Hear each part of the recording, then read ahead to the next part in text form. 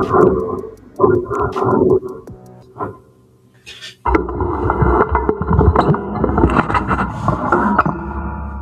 morning, everybody, and welcome to the Bronze Reaper podcast. I'm your host, Rosalind Perkins, and we got welcome to the Reapers Nation.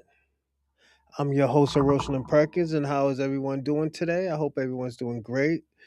We have a great show today. Give me a second, everyone. Uh, the Berlin Conference and the Leaders of Evil. Today, we're going to have an African talk, an African colonial talk. The reason why I want to have this talk because I see a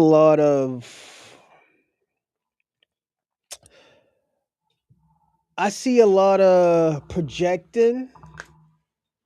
I see a lot of cooning and buffooning and not keeping the same energy. The reason why I always have to put a lot of people in those bright lights is because I feel, and I'm gonna say this is what this show is for. It's for us to do research, it's for us to say what we want to say about shows like this. Give me a second, everyone.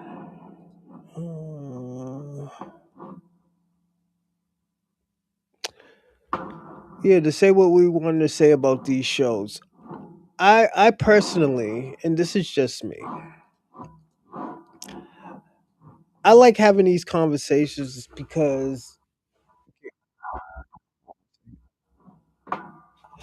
the reason why I like to have these type of shows is because it shows us what actually goes on in the world and not just in America.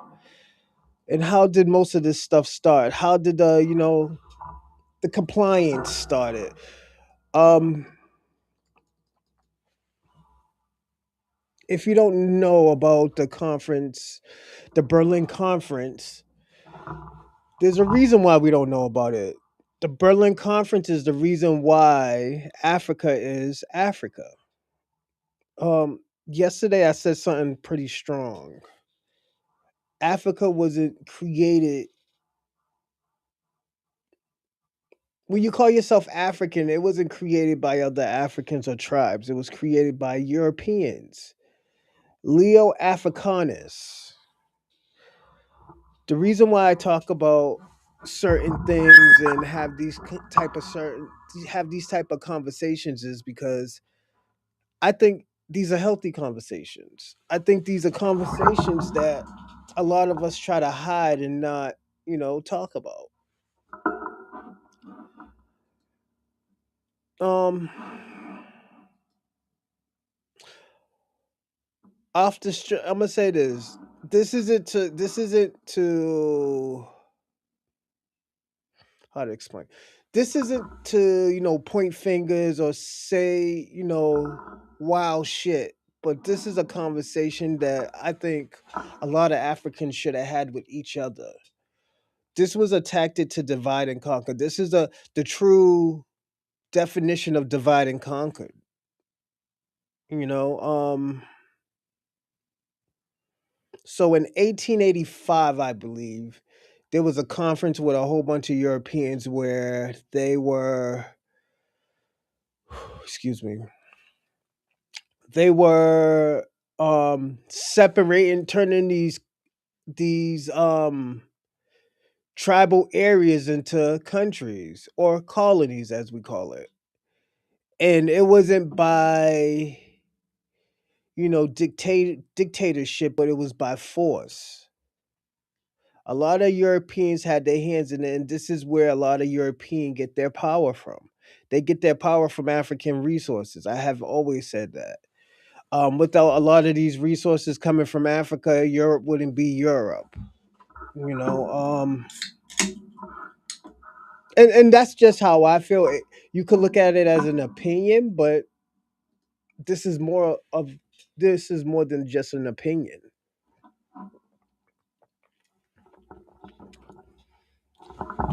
And I'm gonna say this: it wasn't just Africa; it was South America, the Caribbean islands, Latino countries, Cape Verde, Cape Verde or Cabo Verde, Cabo Verde, Cape Verde. So it was a lot that was actually going on. But in the 1885, this was a plan to do what they did. This is why I said, this is probably the greatest divide and conquer of all times. You know, and I'm gonna say this: I know a lot of people don't accept it, but this is what happened, and we have to talk about it. It might be tough to talk about, and definitely because a lot of Pan Africans are on my show, and a lot of Pan Africans don't understand what's going on. Dorsey, salute, salute. I think you being shadow banned. Really? Why? What happened? Shadow banned. Give me a second, everyone.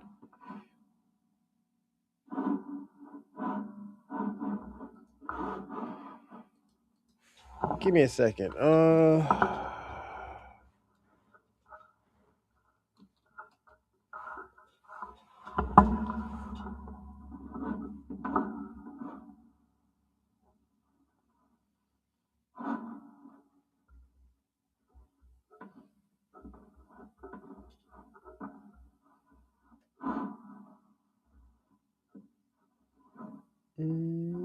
Give me a second, everyone. All right. Let me fix some stuff up. But yeah, why? Because nobody knows I'm on or something, or like, what is it? But yeah, it's there's a lot of stuff that goes on in this type of field. Give me a second.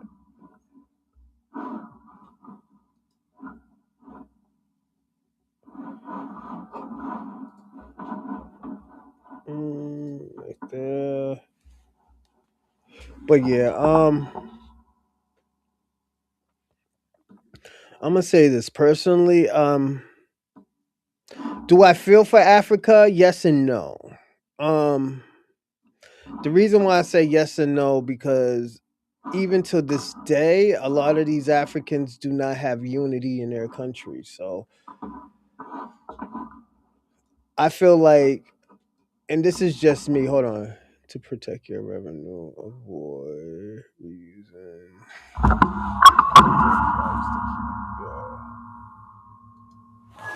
Give me a second.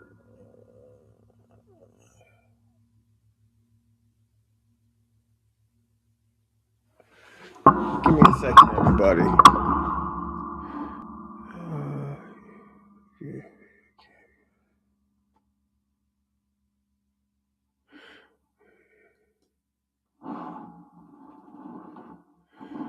Uh, Give me a second, everybody.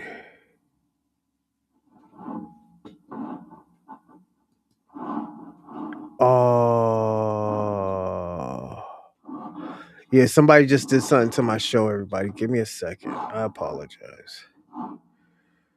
Fucking hell! I know I should have just take a look at this. Yeah, but one of my shows wasn't monetized, so yeah, I just have to check. Copyright. See details. Uh, what can we do? What can you do? Oh shit, I can't monetize this. Give me a second, everybody. I gotta but no, I'll keep on talking though. You know what? I'm gonna keep on talking. But yeah, in Africa, it's a different story. It's like in America where a lot of Black Americans stick together. We have always been like that. It's in our culture because, and this is why when a lot of people come to America, a lot of us be like, "Oh yeah, you are brothers" and stuff like that. And a lot of our family members tell us stop doing that because, as they always say, kinfolk is because everybody is not your brother. Skinfolk isn't your kinfolk. So it's just, excuse me, it's just stupid to keep on doing that and knowing that. And I'm gonna say this: this Cape Verdean girl told me this. Um, this was actually one of my first loves. She told me that a lot of people in her culture don't consider themselves black. So hold on a second. Yeah, a lot of those people don't consider herself black. And I don't know what the reason why. I think because they're Portuguese as well and African. This is where a lot of yeah, I gotta get this shit off. This is where a lot of this is where a lot of our culture just doesn't connect. And this is why I always tell people as black Americans that we need to, like, defend for ourselves and not others and not like a whole group. We have been doing this for a very long time, defending, fighting for what's right, doing what's right, and sometimes what's right is having people defend for themselves. you know um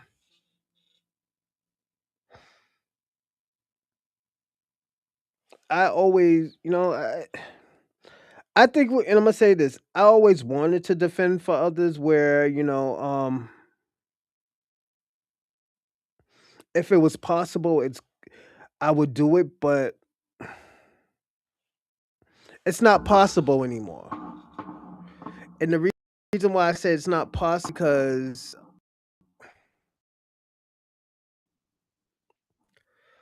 a lot of us are tired of getting the short end of the stick. You know, like this moral compass thing. I get it. Hold on a second.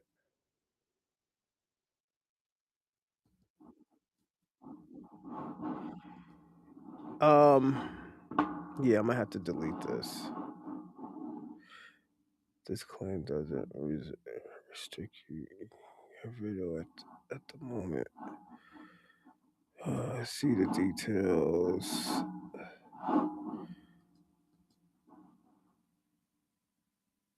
Okay, so I'm gonna just delete the video.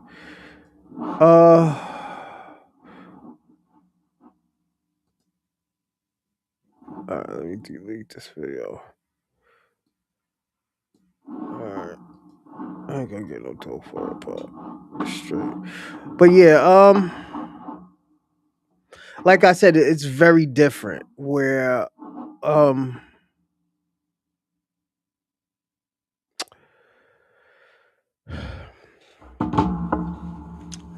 it's very difficult when you're trying to help people, and when they get help, they forget about when you was helping them. And like I said, this is why we're getting I think this is why people are calling this a renaissance. You know, this is a renaissance that's actually going on right now. As black, anywhere, we have we have and always and will always fight injustice, exploitation. Shabaka, you're a fucking liar. I have to say that. The reason why I'm saying you're a fucking liar, because at the end of the day, when black Americans were going through situations in America, there wasn't no African country as a collective helping black Americans. And that's true. We don't want to hear about liberation parties and all this other stuff because it was black Americans in those groups. Like, let me give you an example. When things happen in other countries, collectively, black Americans will drop everything and tell people that we will not do business with them. We will even influence we will influence things being fixed in those countries. So what you're saying is wrong, and I'm s- I'm tired of you. I'm gonna put it this way. I'm tired of you pushing that narrative that Africans help Black Americans, and that's far from the truth. I love Africans, but at the end of the day, I know that they what they lack is helping others. So it's we can't sit there and keep on lying, man. But I'm gonna say this: we have to talk about the elephant in the room because a lot of y'all talk about white people this, white people that, and we're talking about Africans and Caribbeans. But we're gonna talk about this conference that happened to infiltrate Africa, to infiltrate Africa. And this is why I ask these questions. And the thing, Shabaka, I want to say this. These are the things why I ask these questions to y'all. Include when it comes to Africa. This is why I tell Black people don't go to Africa and try to live there because at the end of the day, they're gonna take everything. First of all, they don't have anything in Africa because their country been infiltrated since the middle 1800s. Why you think they're countries now?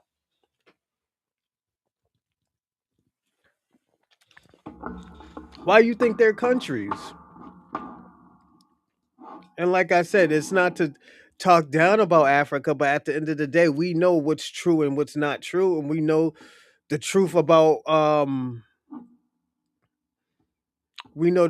Africa is far fetched. Talk about this is a beautiful place and not knowing like 200 years ago the country was three times better than what it is now.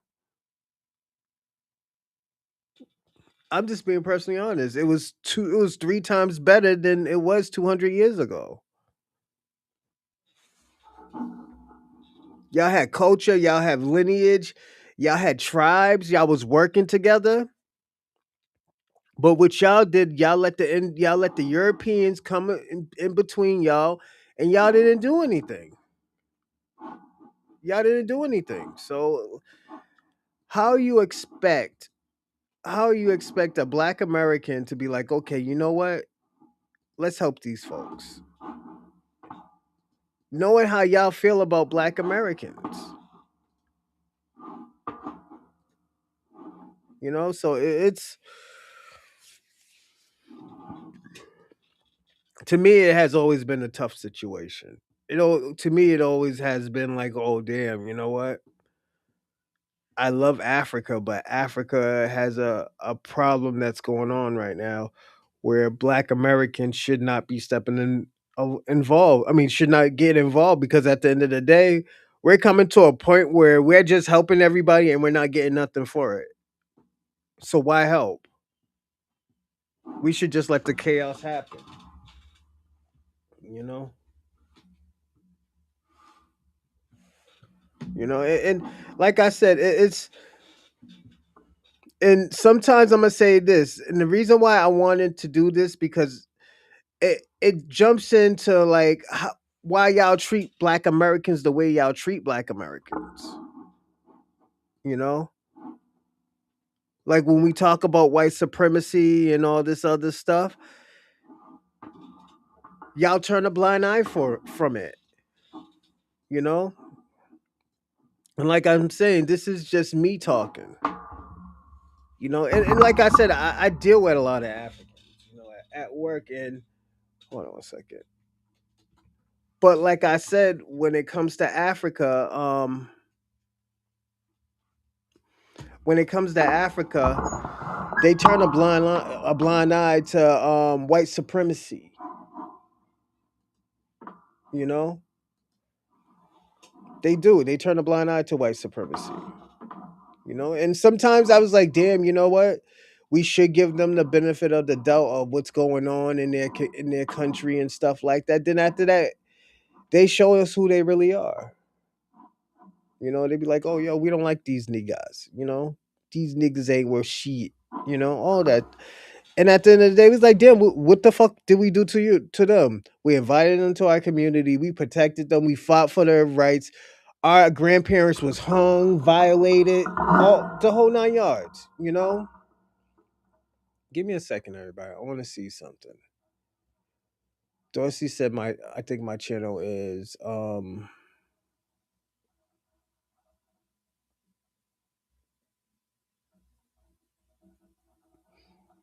he said it was,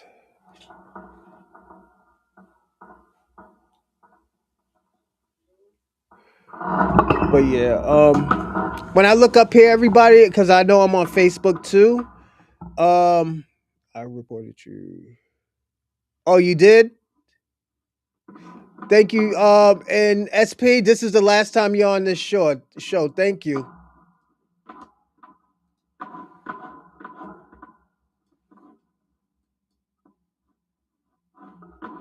Yeah, so no more SP. So I reported you. Okay, so you reported me. You won't be on the show again. You know. But yeah, like, see, this is the tether shit that I be talking about. Everybody, he reported my channel. All right, it's cool. You're not gonna be on here no more. The fuck, you blocked. But yeah, like I was saying, everyone, it just comes to a point, and this is where I say it comes to a point where with Black Americans is you got to get tired. You got to be tired of the stuff like that, man. You see what I'm going through. He wants to argue with me, but not fix his country. So it's cool. Hold on a second. I get warnings. No, I ain't get no warnings. But yeah, check out policies. Yada yada yada. Give me a second, everybody. Yeah, SP. That's the last time SP's on my show. I had to block him. So yeah, no more SP. So, so we figured out the problem. SP's blocked. And the thing about, like I said, I give people a platform for my show. I give them a platform for my show, and this is what they do. You know, share how you'll celebrate. Hold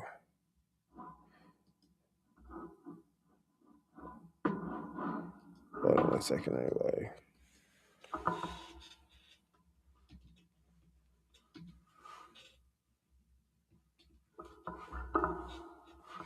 But yeah,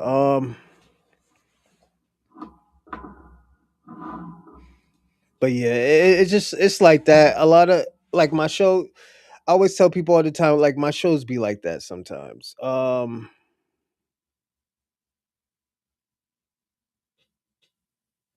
You go live.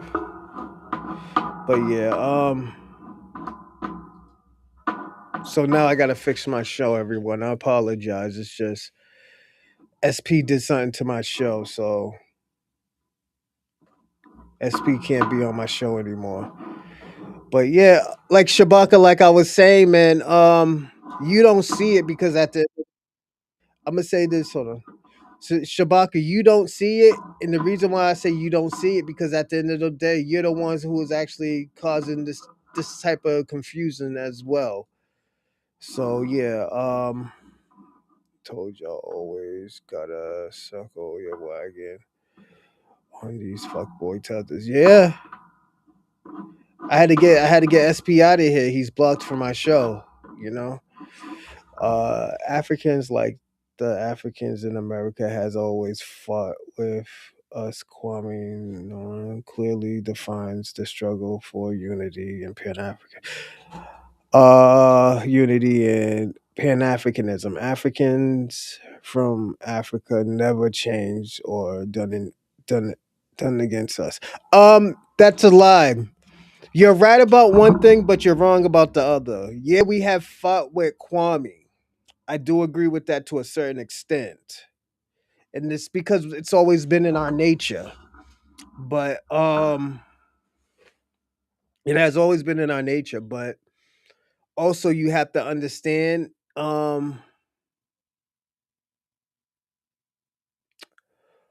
Also, you have to understand, and this is just me.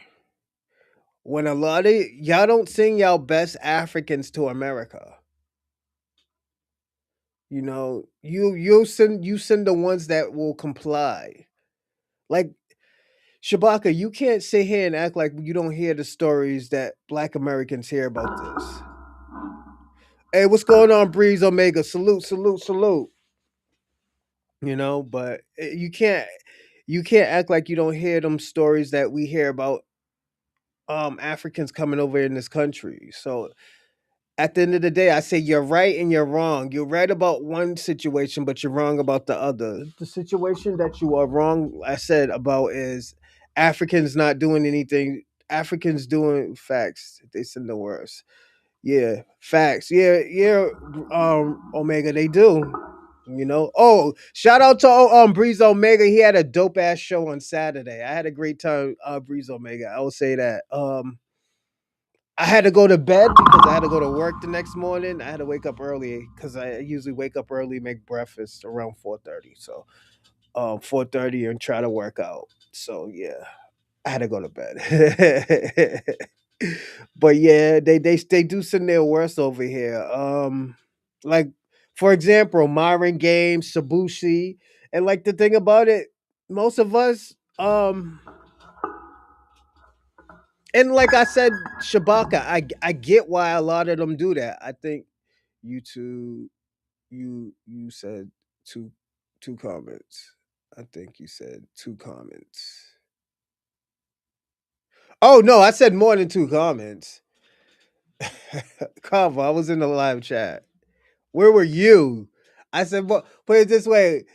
Um Cavo, I said more than you while I was on there. I was on there for probably an hour, hour and a half.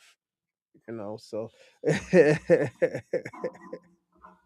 we found out you can eat groundhogs. Yeah. Hey yo, you found out that if you can eat hummingbirds too? Can you eat hummingbirds?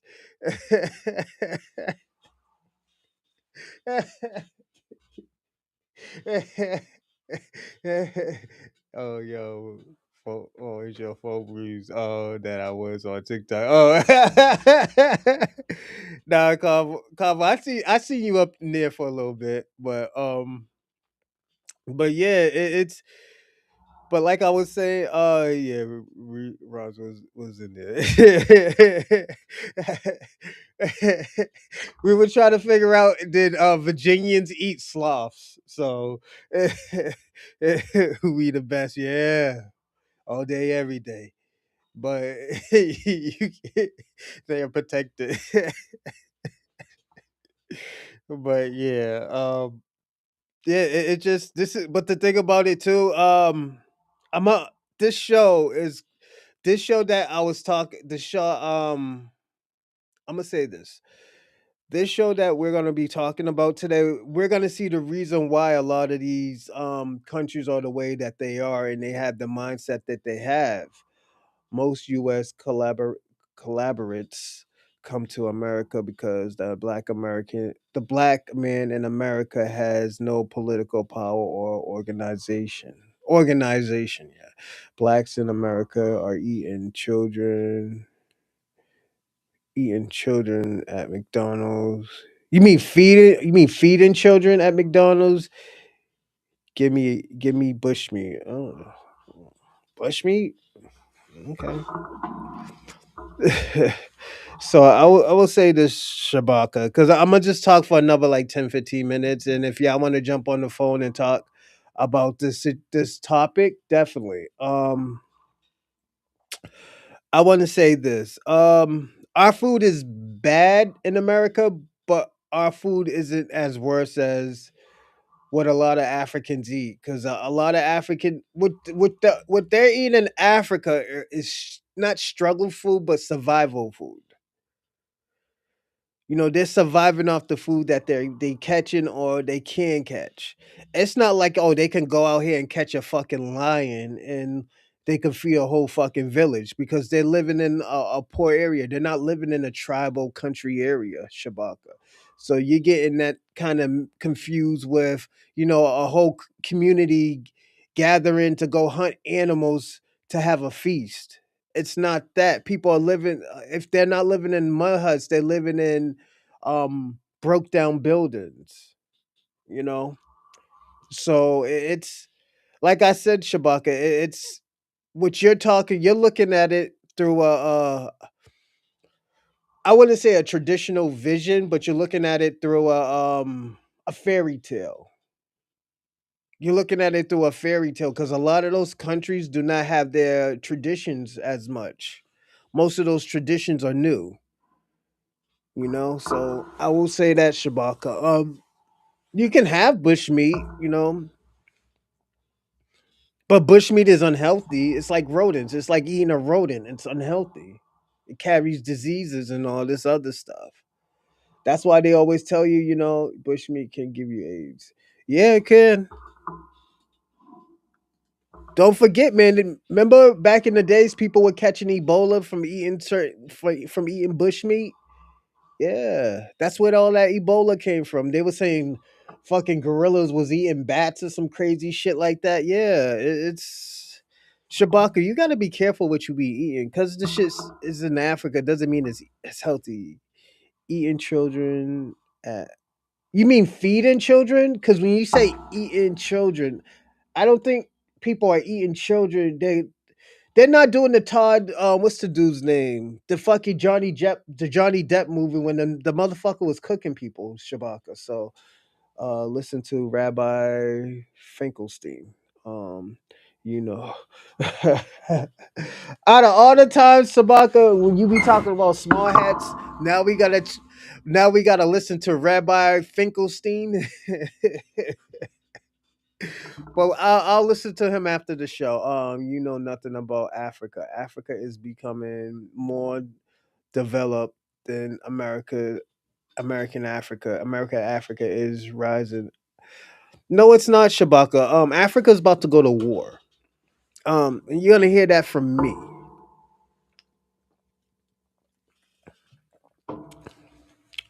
I would understand, Shabaka. Put it this way: I would understand if you're eating the traditional foods that y'all eat, but most of the food that y'all eat are not traditional anymore.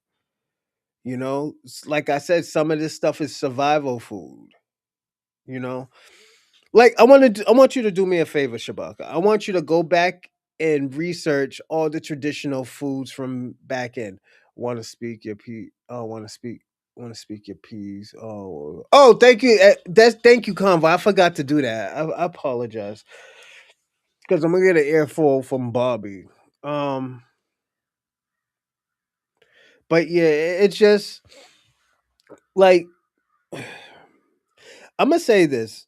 I like actually doing shows like this, and I think this is the only time, even as foundational Black Americans, people who are Pan Africans, people who are African, this is the only time we can actually listen to people talk and actually, just have a great conversation. Um, all the other stuff, all the other shows, and I know sometimes the shows are triggering, but a lot of these shows are it's a food for thought. It's not to like disparage anybody. It's to actually fix your community. This is why I do shows on Black Americans, foundational Black Americans. How can we be better? You know, like yesterday. The reason why I did the Dr. Umar show, and I think it was very important because at the end of the day, what Dr. Umar was doing back in the days was calling us pretendians and all this other stuff, and he had to go back and revise what he said and had to renege back when he could even double down because it was so bad that what he was saying because he know I'm gonna say this and I have to give Dr. Umar some type of credit. He's the only one that understand and has said that Black Americans said that they come from African descent, but they are a whole new different type of ethnicity. They want to, and the thing about there's one part where he was being disingenuous, where he was trying to say that we were trying to erase our Africanness. No, we're not trying to erase our Africanness. We're trying to praise our ancestors that fought for us in this country. That was the part where it was being disingenuous.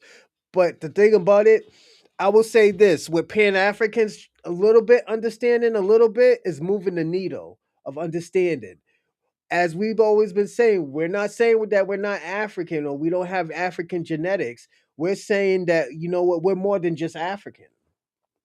We're a whole new lineage, so it's like I said, it's moving the needle a little bit. It's gonna take a little bit more time with Pan Africans, but I politically, it's moving the needle.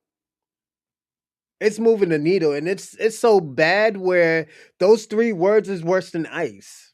You know, when you say FBA, it's worse than ice. It's saying ice. You know, but as I always tell people, this is nothing new towards a Black American because at the end of the day, we're so used to being demonized and dehumanized. So, like, look at Kyrie Irving. This man put a video out, and I seen the video. It was actually a great video. Shout out to Ron what was it, Hopper? I think his last name is. It was a good documentary.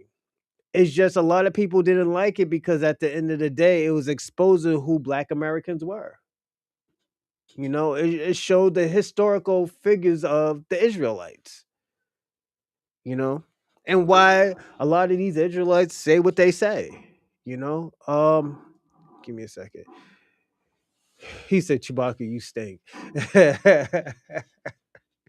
me see what Chewbacca said. The black man in America has no say in what happens in the government. Where are the foundational Black American stores, schools, foundation, and factories? Dr. Umar is no great Pan Africanist. I will say this: we have HBCU schools that you Pan Africans go to. Our hair stores, we inspired and influenced. So there are Black hair stores. There's Black um, bookstores. There's like Shabaka, there's a lot of black things. Black factories. I can't name one right now, but there are black factories. Give me a second. No, give me a second, everyone.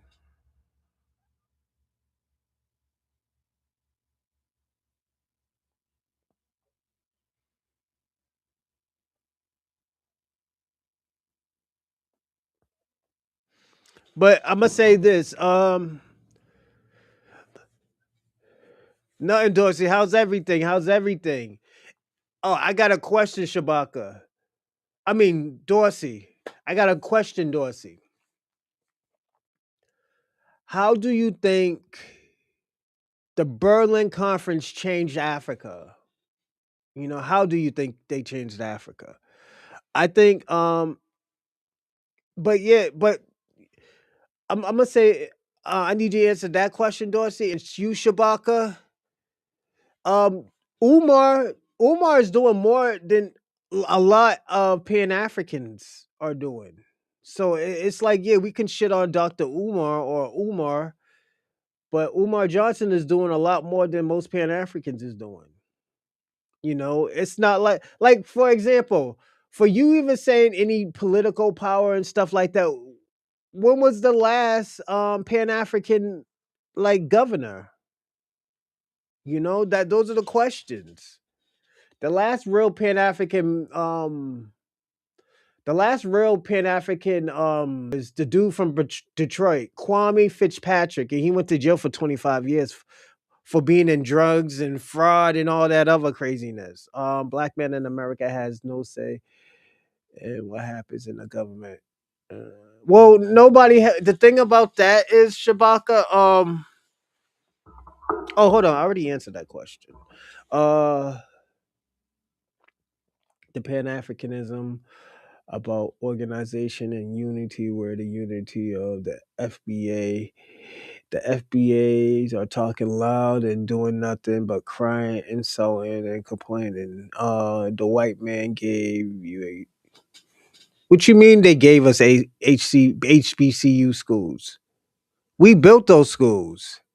Yeah, and I'm gonna say this out of the defense of what you're kind of saying.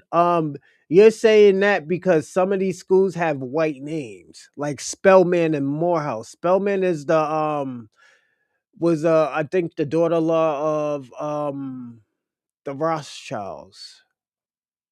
So Taylor's too scared to call it. Yeah, he is. Shabaka's not calling it. Shabaka's not gonna call it. Shout out to him, but he ain't calling it. That's just Shabaka. And like I said, I give people platforms, and these are the type of platforms they can have. Um, but yeah, it's you'll be surprised, man.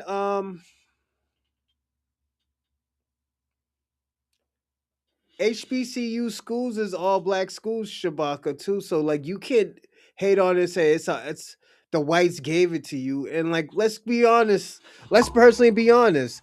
The whites gave Africa their name. The whites the whites gave Africa countries. The whites gave y'all culture. They stole y'all culture and then gave y'all new culture. So it's I could say that about Africa and Pan Africans. The whites gave you the Pan African movement. So that's why I say, yo, the way how you're trying to use that and say it's you just hurt your I don't know if it was a statement or a question. And I think it's a statement. But you hurt your statement when you say stuff like that. Um,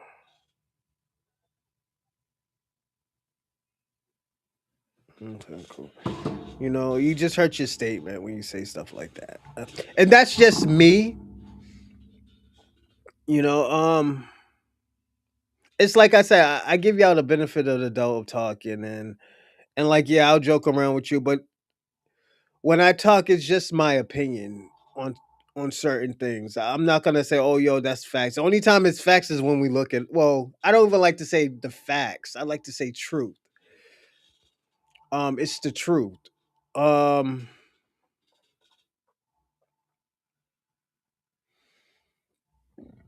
Excuse me. But yeah, these are the things that goes on. What does FBA control? FBA are the mouthpiece of the white supremacy. But Shabaka, that's your opinion. That's an opinion of yours. You know, and like put it this way: how we the mouthpiece of white racism, and we're the only ones that ever fought white racism. In Africa, they never fought white racism. It's so bad that they're living in your country, a country that y'all say that's yours. So it's you really can't say that. We fight white supremacy. So that's why I say it's different when you do say that, Shabaka, because it's all right. So for example, that's like me saying, okay, yo, Africans don't have power in their country. And you be like, oh yeah, we do got power in our country. But how then you like, yo, you're black. How you say you don't have I don't have no power in my country and you're in a country and you're the minority. A person who's a minority really can't talk. You could be on some shit like that. And I'll be like, oh damn, you're right. But again, give me a second. Uh,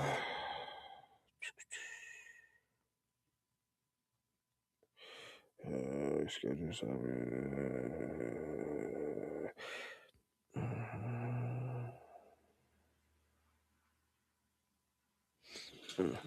but yeah, I always tell people, yeah, you just got to be careful with that. Um, I get what you're saying, Shabaka, but saying that, oh yeah, black people are using being exploited and oppressed by Africans everywhere. No, and I'm gonna say this again, Shabaka. I say you should learn from your brethrens in France. You should learn from your brethrens in France. And this is why I say some people are relentless and some people are not. Africa is not a relentless country because at the end of the day, they should have been fighting. And that's just how I feel. They should have been fighting for their country and not just comply. This is why I say these treaties that y'all complain about or y'all talk about and y'all take pride in is very, very bad. Why are you taking pride in just saying like, yo, I'm waving a white flag, but I get to keep my country? It's like pleading. It's like you going to court, but you plead out. You didn't win the case. You just took the lesser time. So it comes with the territory. So yeah, just got to be. That's why I say sometimes Shabaka, you got to be careful with your words. Then when I ask you what the Pan Africans are building, you talk about an imaginary thing. What y'all really should be trying to do, if y'all really are trying to do something, y'all need to finish what Gaddafi was trying to do. Y'all need to finish what Gaddafi tried to do. But I'm gonna tell y'all something about Liberia. Your own people, Obama fucked it up. Obama fucked it up, and I'm gonna explain why he fucked it up. When Gaddafi was alive, Gaddafi was gonna make his own currency. Liberia was gonna be a power country in Africa. One of the power countries. All he had to do is unite Africa. But nobody defend him. His own people turned on him because of Obama. And Obama, Bill Clinton, Hillary Clinton got him killed. And after he got killed, this is when African slavery started again. African slavery started back, I guess, in the early 2000s because of Obama. So again, I learned from my brothers and sister. So now again, what are y'all Africans is gonna do if I'm telling you this story? If I'm telling you what's going on in Liberia, they are enslaving Nigerians, Ghanaians, Sudanese, uh, I think Senegalese people, and they're enslaving them and selling them.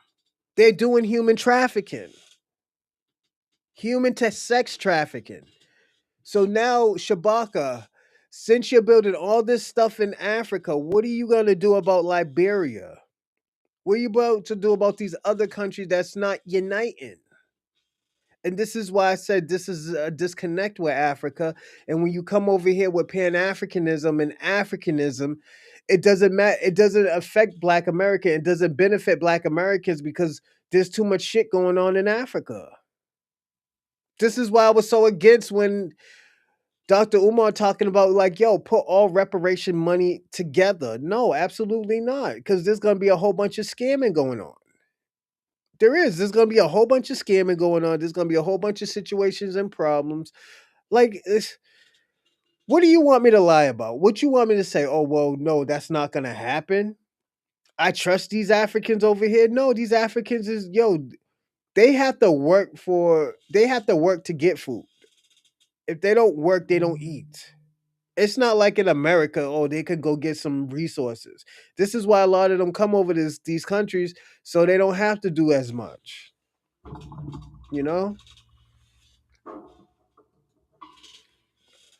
And like I get it.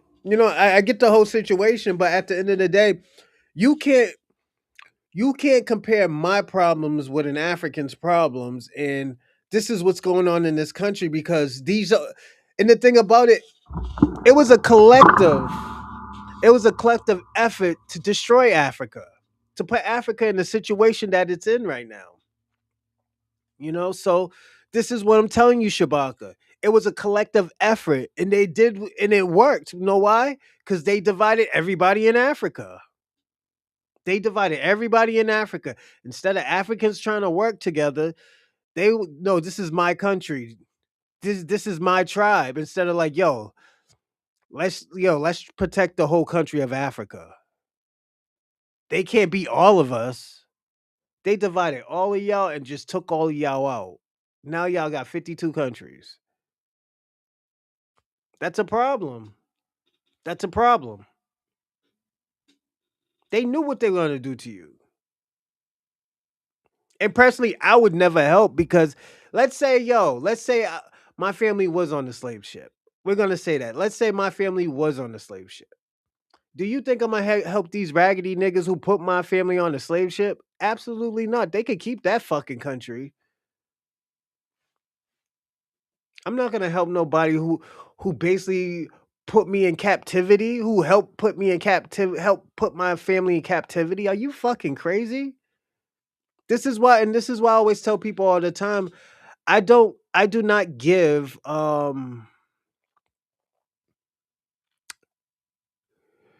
I do not give I'm not a forgiving person. I'm just gonna be personally honest. I'm not a forgiving person. I really don't forgive like that. Um it's just it is what it is. That's life, man. That's life. You're not supposed to be forgiven like that. You're supposed to learn. In the Bible, it doesn't tell you to forgive your enemy. It says forgive your neighbor. In the Bible, it says there's a time for love, there's a time for hate, there's a time for peace, and there's a time for war. You know,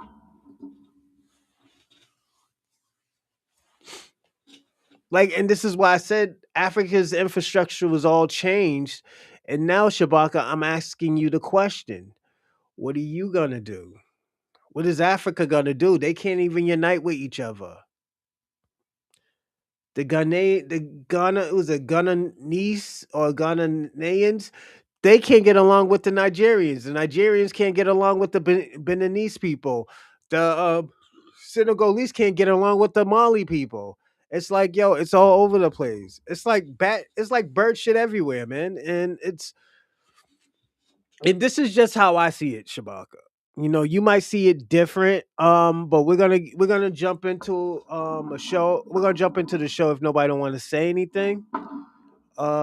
Give me a second. We got a great, and this is for educational purpose, everybody. So I'm gonna say it again, educational purpose. So we will be watching this. Uh, this is like 35 minutes long. We might watch the whole thing. So just give me a second. All right.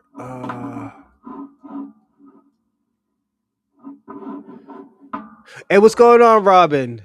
Well, if Africa has 52 countries, y'all could copy the American system. No, because it's colonized by Europe. So, yeah, you'll get the picture. So I'll explain to you, Robin. I don't think you're fluent in this.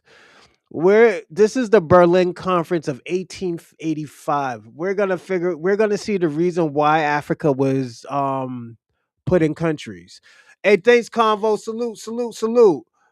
What if that Africans, Jamaicans, Haitians, Caribbeans, and Latinos did not undermine FBA? Yeah, facts, facts. If they did it, man, yo, their country would be on point. You know, their country would have been on point. You know. Oh yeah, also like and subscribe and comment in the live chat. Um and subscribe. I mean and comment in the live chat. But the only way you can comment in the live chat is if you subscribe. So again, subscribe and also share this link and definitely share this link so they can watch the show as well. And if you want to donate to the live chat, give me a second. See this one and this one. This is the other link for it. I'm sorry, everybody. I'm all over the place like bird shit too. So can't post messages to some channels. Okay. One more in this one, and this is the other one. All right, here we go. So we're gonna jump into this. Let me see what Black Snow Bunny King say. What's the Berlin Conference got to do with? This is the Reaper Nation. This isn't the Bronze Reaper podcast. Black King. This is more of a research show. So definitely, we're gonna watch how Africa was divided into countries by the European powers. Back in the grace of educated Black Americans by speaking about Africa. I Black King, I could talk about whatever I want to talk about. And you can't stop me. You know why? Because this is my show and my channel, so I could talk about whatever I want to talk about.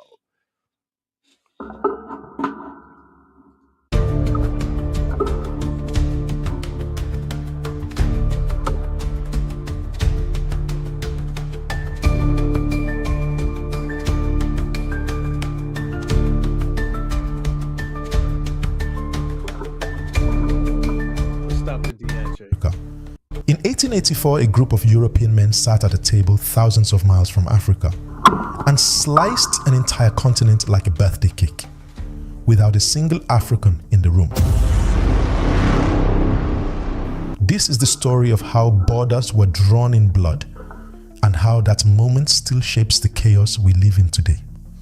Imagine 14 men slicing up a continent they'd never truly walked. Men in polished boots and tailored coats, seated beneath oil paintings and chandeliers, deciding the fate of millions who had never heard their names. God have mercy upon us. The pens moved swiftly across maps. Lines were drawn, tribes were split, kingdoms erased, entire civilizations were reduced to colors on paper. The place was Berlin, the capital of the newly unified German Empire. The year was 1884. Under the diplomatic gaze of Otto von Bismarck, representatives from Europe's most powerful empires, Britain, France, Germany, Belgium, Portugal, and others, gathered for what would be called the Berlin Conference. But there was no conflict to resolve, no war to end. The purpose was simple and chilling: to divide Africa among themselves and avoid fighting each other over it. No African king was invited. Remember a few episodes ago, a few topics ago when I told you the reason why white supremacy is not working anymore because they don't have a common enemy. The guy has said something very, very intelligent. He said the reason why they did this so they don't have to fight each other. They don't have to go to war. And this is what I always explain to people. A lot of white supremacists and white people just they don't really like each other. I don't know why. I can't explain, but there's a lot of differences that goes on in that community where it becomes hatred. You know, like what you seeing now with Black Americans, they're so used to. You got to look at it. In the white community, they're so used to turning on Black Americans, where Black Americans is nowhere to be found because we're like, yo, this isn't our fight. Y'all need to put on your bootstraps and figure out the fucking problem. You know, so this is why you see a lot of shooting, a lot of attacks, a lot of people getting killed, kidnapped, beat the fuck up and stuff. All of that because there is no common enemy. This is their ecosystem. Their ecosystem is like, yo, we can all work together if we have a common enemy. Our common enemy for the last 200 to 500 years has been the Black indigenous or the Black man or the Black woman or the Black race. You know? excuse me, that has always been that always has been the enemy. But the real threat is against each other. I like again. I don't know why. This is why I told y'all why don't white crime is at a rise right now, and this keeps on going up because at the end of the day, a lot of these. Why you? Let me ask you a question. Why you think all these white people are trying to trigger these black people with the word nigger? Like, let's personally be honest. Everybody's trying to get triggered. Everybody, all these white supremacists is trying to trigger black people with the word nigger, knowing that they're gonna get to beat the fuck up. They're gonna get beat the fuck up, and they can play victim. Why put yourself in all this situation and just be like, oh, it's just a word? Why would you want to use a word that dehumanizes people? Oh, well, y'all use it. Okay, so that means you want to dehumanize me because you hear somebody else say it.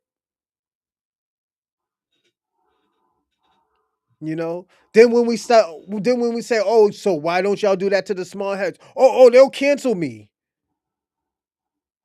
But you're gonna get canceled anyways if you say that to a black man, or you might get beat the fuck up. You know, so it's this is where I was explaining to y'all about France, England, and Spain, and I think Portugal at the time when remember I was explaining to y'all before South America was South America and these Caribbean islands were Caribbean islands. The Europeans were fighting each other over these lands, and they just say, "Yo, you know what? Let's separate them. You take this land, I take that land. He take that land, the other person take that land." And they kept on doing that. This is what's going on right now. It's just history repeating each other. But at the end of the day, it's just with Africans. It's not with indigenous and black indigenous people.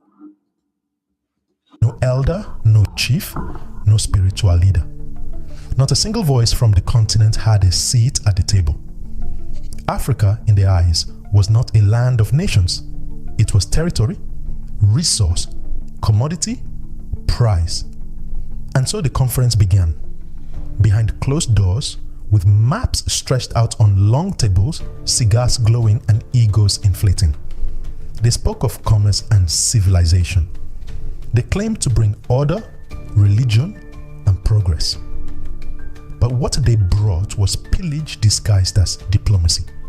With every signature, they sowed the seeds of future civil wars, ethnic cleansings, and dictatorships.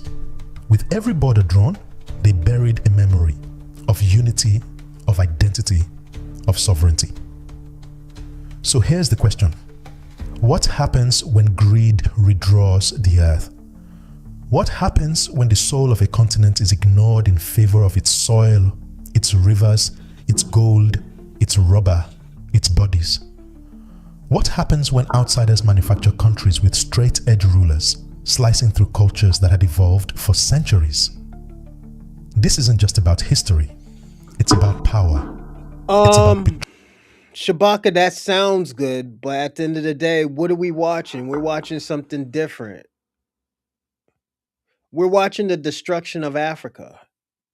1884, 1885. We're watching the destruction of Africa. There is no one army. There is no one unity. All this one Africa shit. And I'm sorry to tell you that it's not. This is actually what had happened to Africa. There was no unity. There was no one army. Like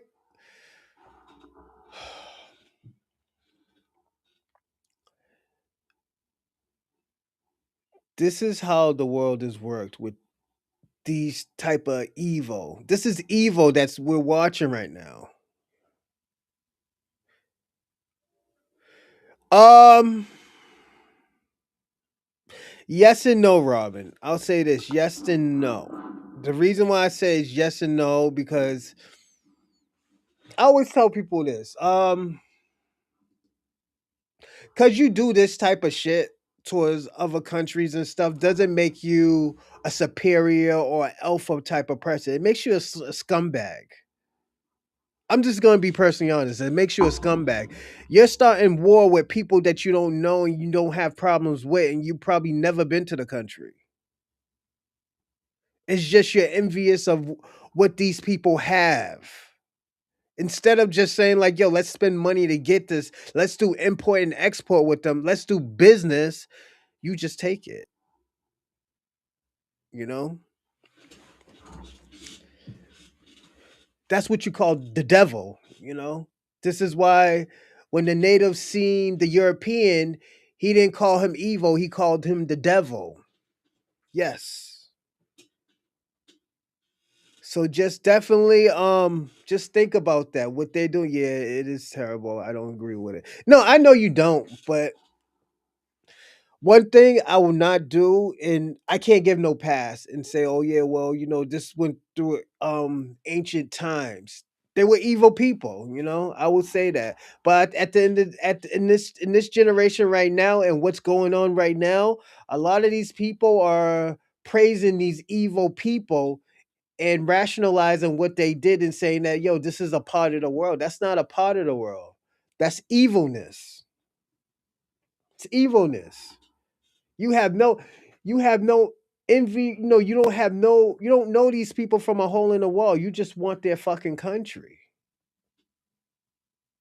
This is why I'm gonna tell you a story. I'm gonna tell you an African story.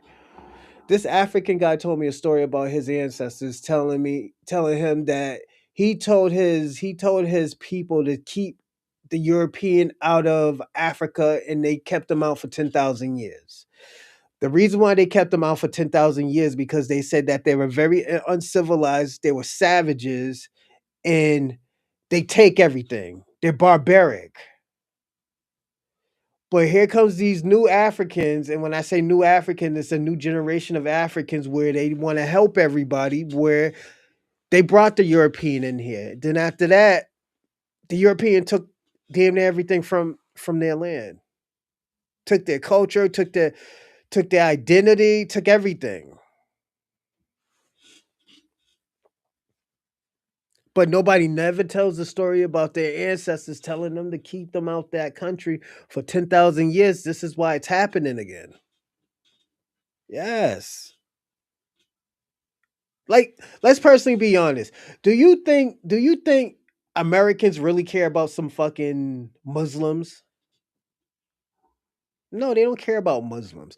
They just care about them resources in fucking Nigeria. You think they care about them fucking Christians in Nigeria?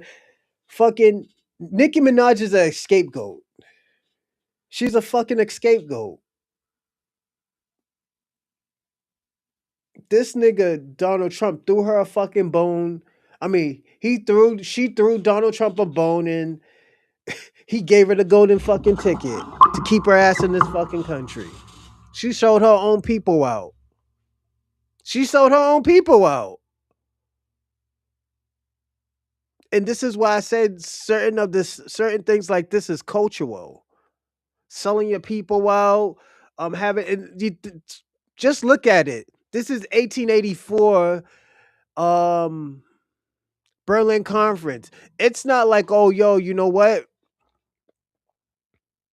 And don't get me wrong, everybody has their sellouts. Everybody has their sellouts. Black Americans have their sellouts. We call them Sambos and Coons. But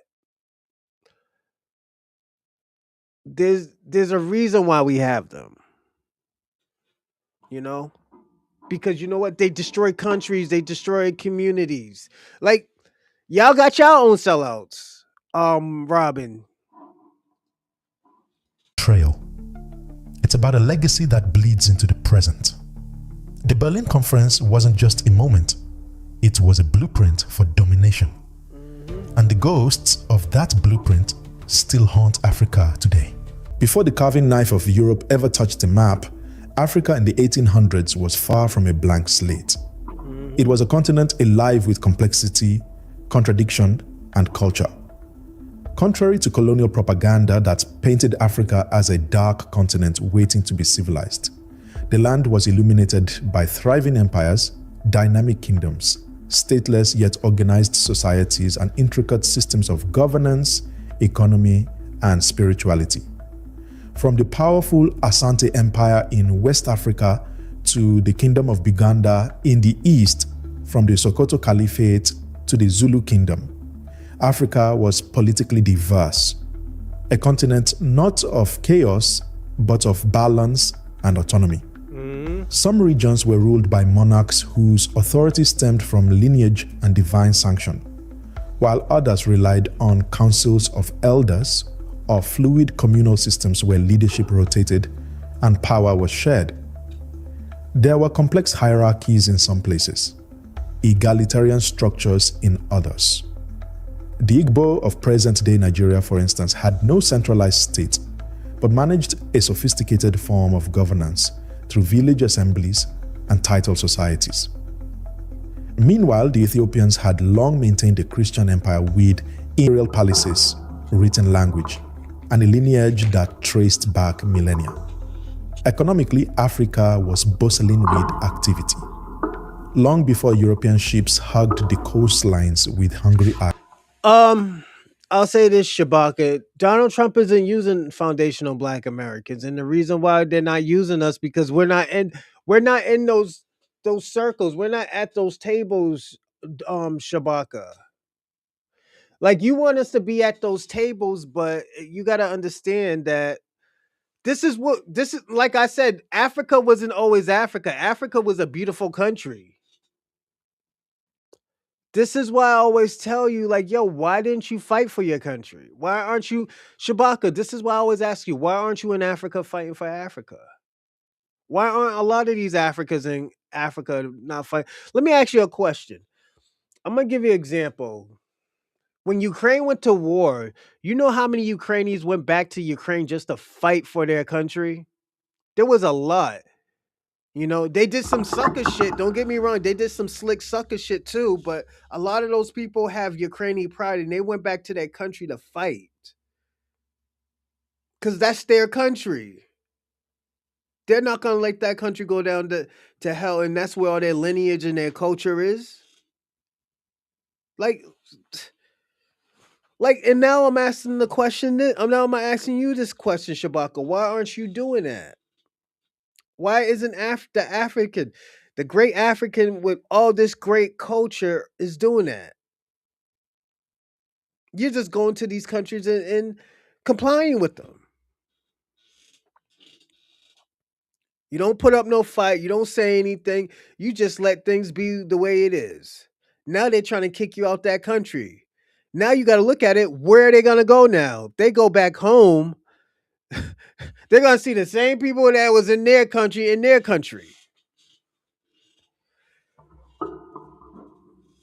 I'll be back here. Trans-Saharan and Indian Ocean trade networks connected cities and communities.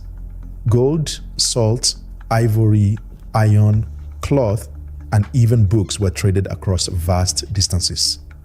Cities like Timbuktu, Kano, and Mombasa were hubs of commerce and scholarship, where traders spoke multiple languages and manuscripts from North Africa and the Middle East were studied in ancient libraries. Africa was not only trading goods, but trading ideas. Philosophy, astronomy, medicine, and theology flowed through oral tradition and written word alike. Culturally, the continent bloomed with artistic expression, ritual knowledge, spiritual systems, and a profound relationship with land and ancestors. Architecture varied from the stone ruins of Great Zimbabwe to the mud brick mosques of Mali and the painted palaces of the Yoruba. Music, dance, poetry, and visual art weren't side projects. They were the lifeblood of spiritual and communal life used to educate, initiate, and commemorate. Each community carried its own cosmology, its own rhythm, its own wisdom encoded in ritual and orature. But even as Africa thrived on its own terms, the storm was gathering on the horizon. The 19th century marked a turning point as Europe's Industrial Revolution began to reshape the global balance of power. European nations, ravenous for raw materials and new markets, turned their eyes toward Africa with intensified hunger. The slave trade, though legally abolished in many countries, had already devastated countless communities. And now the new motive was extraction without bodies. Rubber, palm oil, diamonds, minerals, and land. Missionaries were among the first agents of this new infiltration. Cloaked in the language of salvation and education, they ventured deep into African societies, often bringing not just Bibles, but blueprints for cultural erasure. Many believed that they were saving souls, but they were also laying the groundwork for imperial intervention. Their reports, sometimes wide-eyed and admiring, sometimes horrified and judgmental, reached European capitals and helped shape the myth of a savage land needing salvation. These accounts, in turn, fueled the moral justification for conquest. Then came the explorers, men like Henry Morton Stanley, who carved their names across rivers and jungles and returned to Europe with tales of mystery, danger, and untapped wealth. Their stories were consumed by a That's right, Rob. And there's few countries like Ethiopia is one. I think it's only Ethiopia. Ethiopia is the only one I think that has never been colonized. And it was because of black people. It was because of that black man teaching them about guerrilla warfare with the Ethiopians.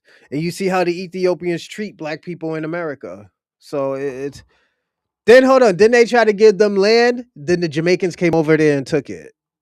So it's a crazy story, Robin.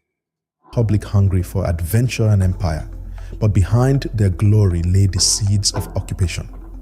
What they mapped would soon become territory to be claimed. What they discovered would soon be owned. And as these narratives of darkness and disorder spread, they served a political purpose: to dehumanize Africa and make its division seem not only logical, That's a but fact, necessary. Robin. So before Europe gathered That's a fact, Robin. America don't own anything in Africa. It's all the Europeans. That's why I said the evil leaders, the leaders of evil. You know, these people are evil out here. So it's I gotta be personally honest about it. Yeah, they're very evil. in Berlin to cut the continent into pieces, it had already begun writing the script. A script that ignored the realities of African life. A script that dismissed complexity for convenience.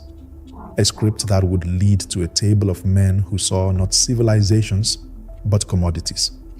Not people, but property.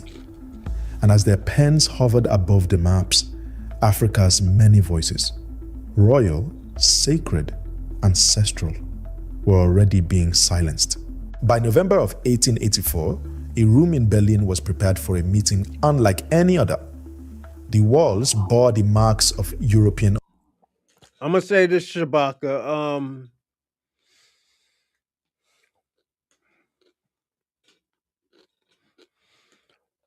That's not true.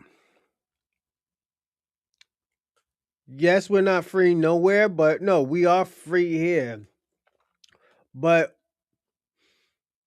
we're not free to do whatever we want in our country. There's always rules that we have to listen to, that rules that we had to fight for.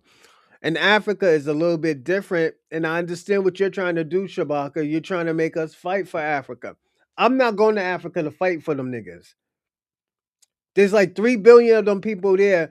Don't forget, Africans in the black race, they overpopulate the world.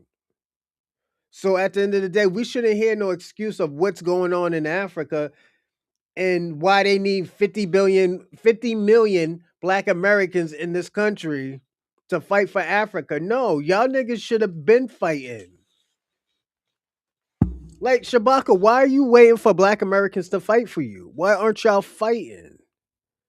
Like, that's the biggest concern I have is like, why aren't you fighting?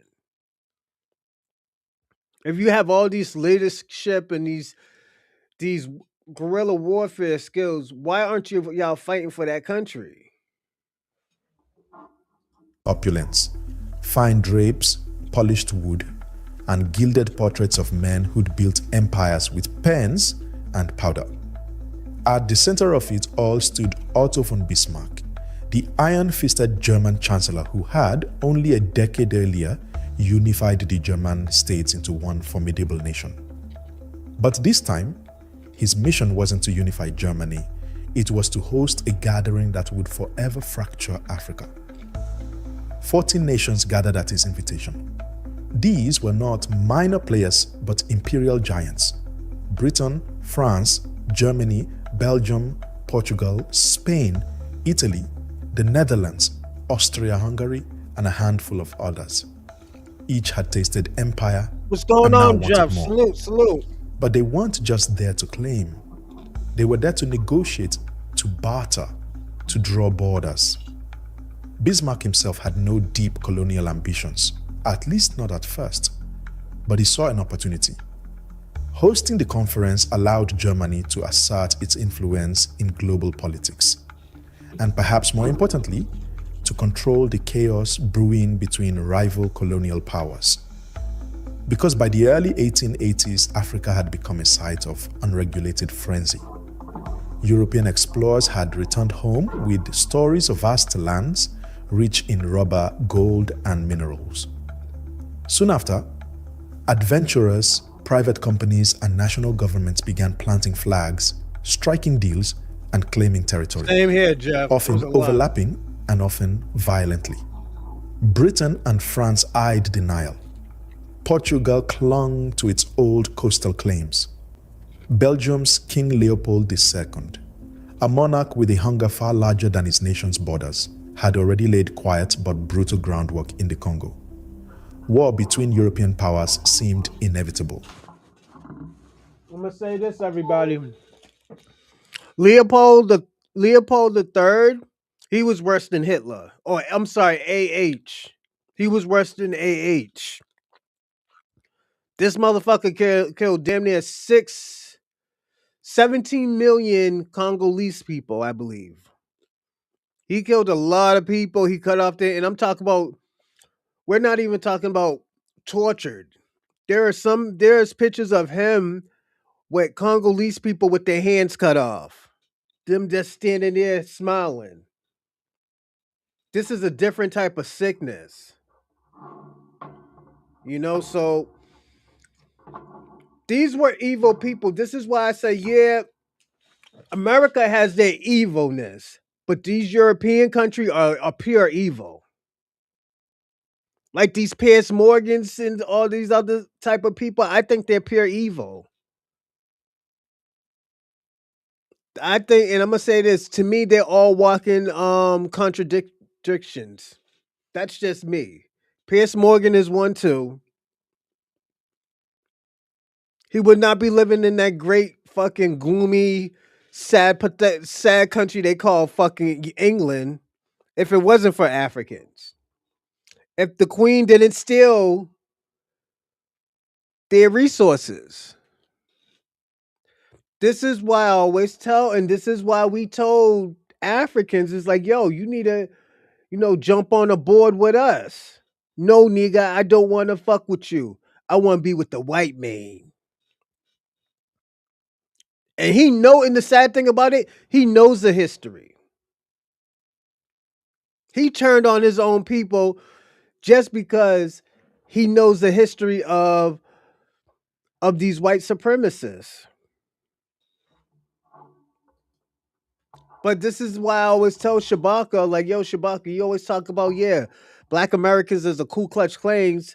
How the fuck are we the Ku Klux Klans and we're the only ones that's fighting evil? We're the only ones that's fighting evil. We're the only one that's fighting for policies. We're the only ones that's fighting for tangibles.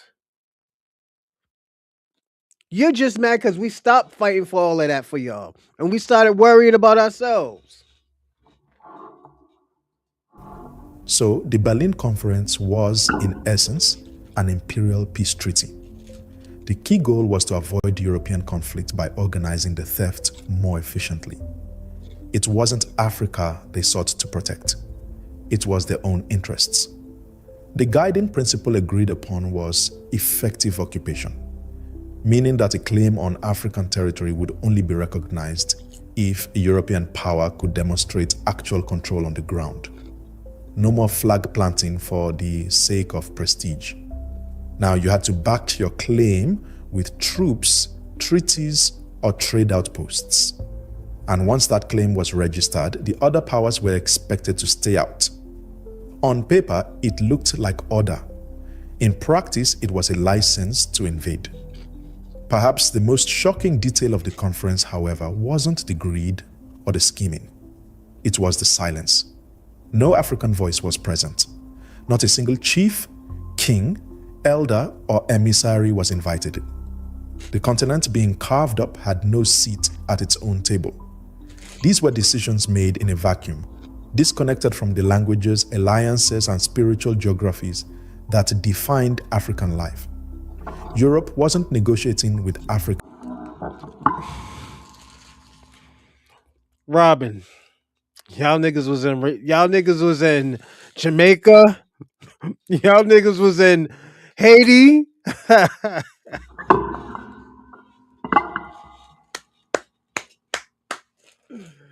The Irish was at. I'm gonna say this. You was almost there, Robin. You was almost there. Nah, the Irish was in places. That's why a lot of those Jamaican, they be having them Irish names because the Irish were in those Caribbean countries too. Yeah, that's why you'll catch a guy named Delroy McCoy or something, some shit like that. You know, I'm not saying you did dirt like fucking King Leopold III, you know, all these other scumbags, but you were you were in some of these countries.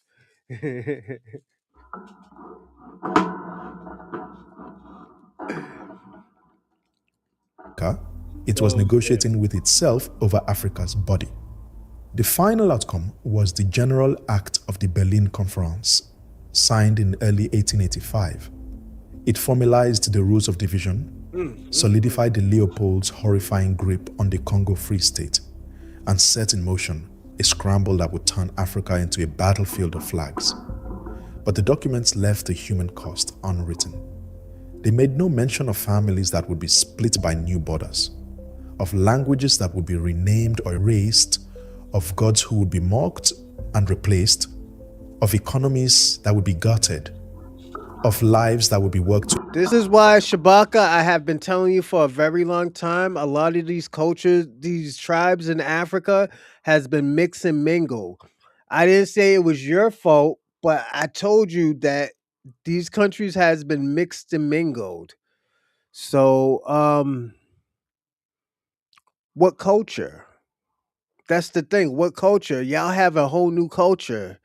Your culture is not even older than my grandmother.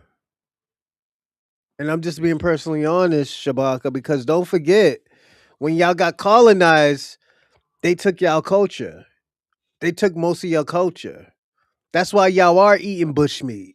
Like, I'm gonna say this, Shabaka. It's not proud to be. You shouldn't be proud to eat bushmeat. That's why I say it's a survival food at the time. You know, and y'all still have to do it because that's all y'all know. The elders didn't teach y'all anything else. They didn't pass anything else down.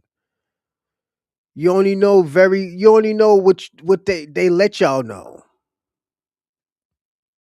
So this is why I always ask y'all, I said, why y'all always talk about black culture and your culture has been stolen from y'all by the Europeans. I have always said that. Yeah, and it's like I said, it's hard to see shit like this because at the end of the day, they're not my people, but at the end of the day, I understand what they're going through. You know? Death for rubber, diamonds, and copper. What happened behind those doors wasn't just a conference, it was a conspiracy. A conspiracy to reconfigure the world's richest continent into an open vault for Europe. And as the delegates toasted with wine and inked their What's going on, Ray Ray? Salute, salute. We're talking about the Berlin Conference, which I'm showing Africans, Pan Africans, all these other people that what happened in Africa, y'all should have been fighting for it. And this is why I always explain to them that all these treaties that y'all been signing weren't good treaties. They have never been good treaties. You know, like Shabak. Like this is why I don't get about Shabaka. We're talking about how to fix Africa. We're talking about how to fix Africa. And look what he writes. Africa has been over or bowed down.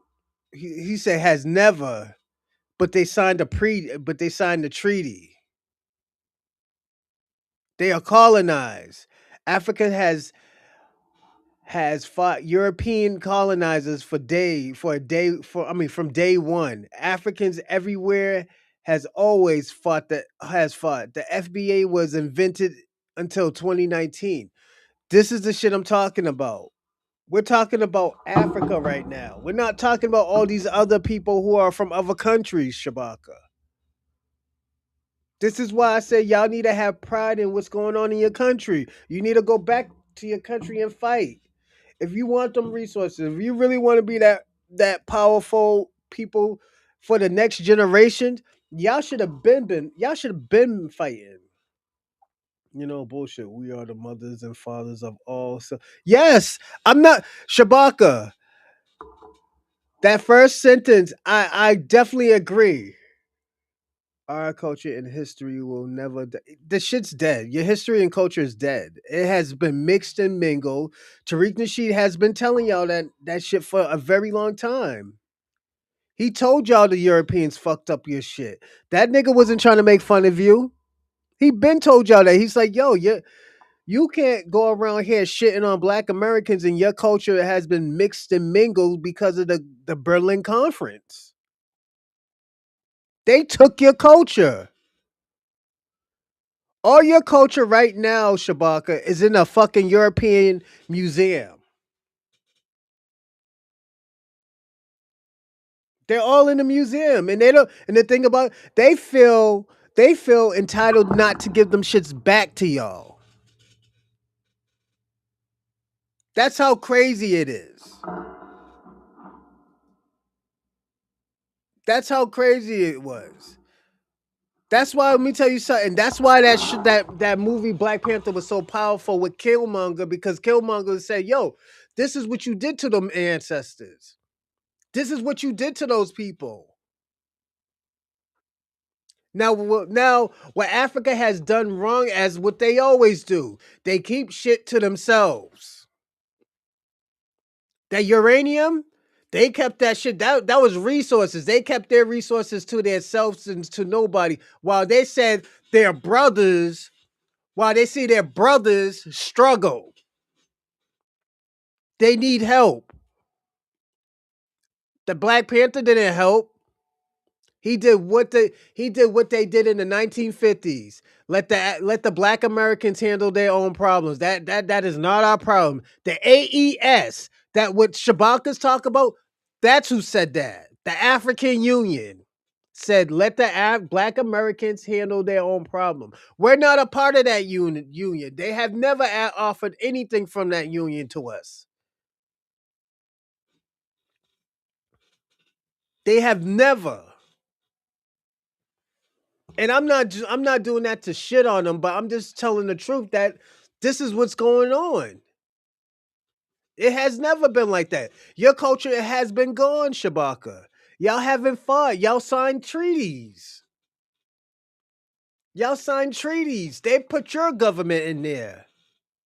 They tell y'all who's gonna be the next governor. I'm just being personally honest, Shabaka. We're watching the information right now. We don't need to read when we can watch it right now.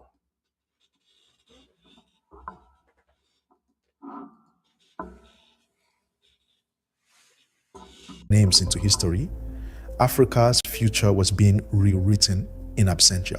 Hold up, The hold up. future of I just said that. Now let's listen to what he said. configured the world's richest continent into an open vault for Europe. And as the delegates toasted with wine and inked their names into history, Africa's future was being rewritten in absentia. A future of conquest, of confusion, of resistance, and a map that would speak not in native tongues, but in lines that had no memory. The so-called rules of division agreed upon during the Berlin Conference were designed to bring clarity to the chaos, but in practice, they only deepened the violence. Chief among them was the infamous effective occupation clause. This principle declared... Hold up. What does that paper say in that man's hand? What did that paper say in that man's hand? Treaty. You don't want to say it, Shabaka? Treaty. Y'all have always never fought like that. And there's nothing wrong with it. It's just y'all are not that type of warriors. As I've been saying for a very long time, the only people that really fought and got their country really destroyed was the kingdom of Benin. Those are the only people that really fought, and they sent them back. But you know who got involved? Nigerians. that a European claim to any part of Africa would only be recognized if the power could prove it had control over the area, militarily, administratively, or commercially. On the surface, this seemed like a way to curb colonial free-for-alls, but in reality, it accelerated the pace of invasion. European nations scrambled to establish forts, sign coercive treaties, and march troops inland, all to demonstrate legitimacy. The more land you could control on paper, the more land you could claim on the ground. Africa became a racecourse, and the prize was territory measured in blood. Perhaps the most grotesque result of the conference was the personal assignment of the Congo Free State to King Leopold II of Belgium.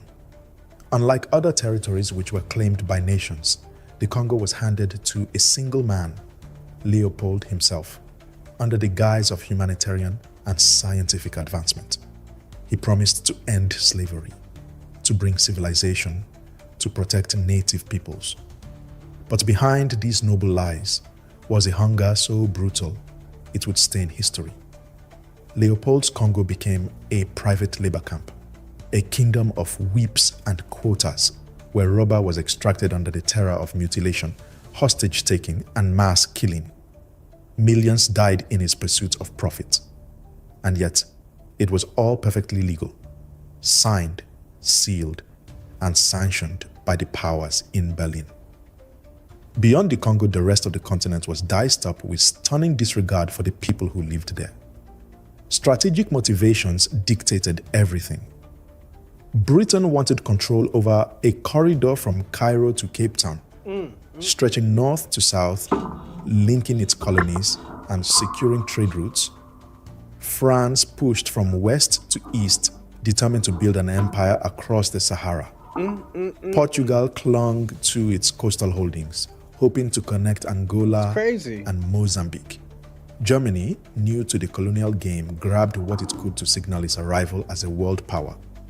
Each move was calculated to secure access to resources: gold, rubber. So we are supposed to listen and believe anything that this FBA.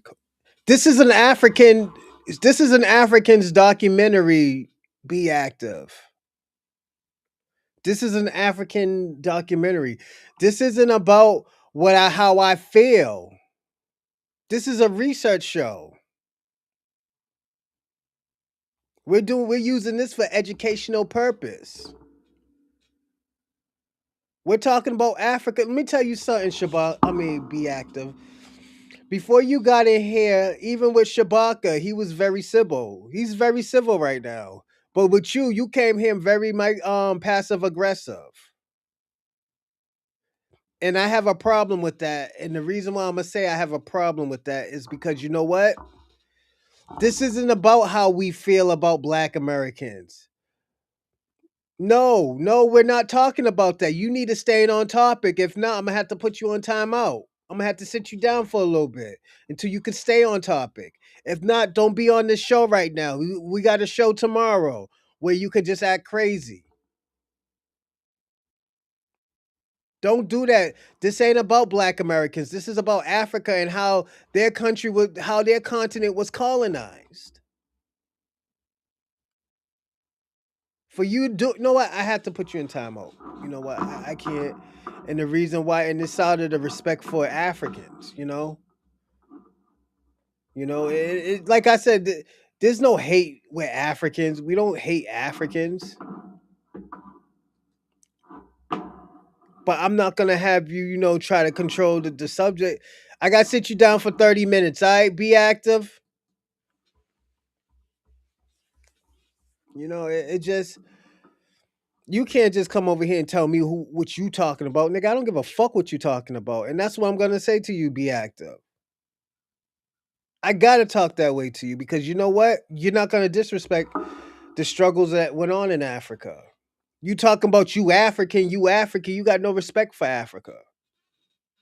You know, you don't know shit about the fight for Pan Africanism and African solidarity. Shabaka, it's not there, man.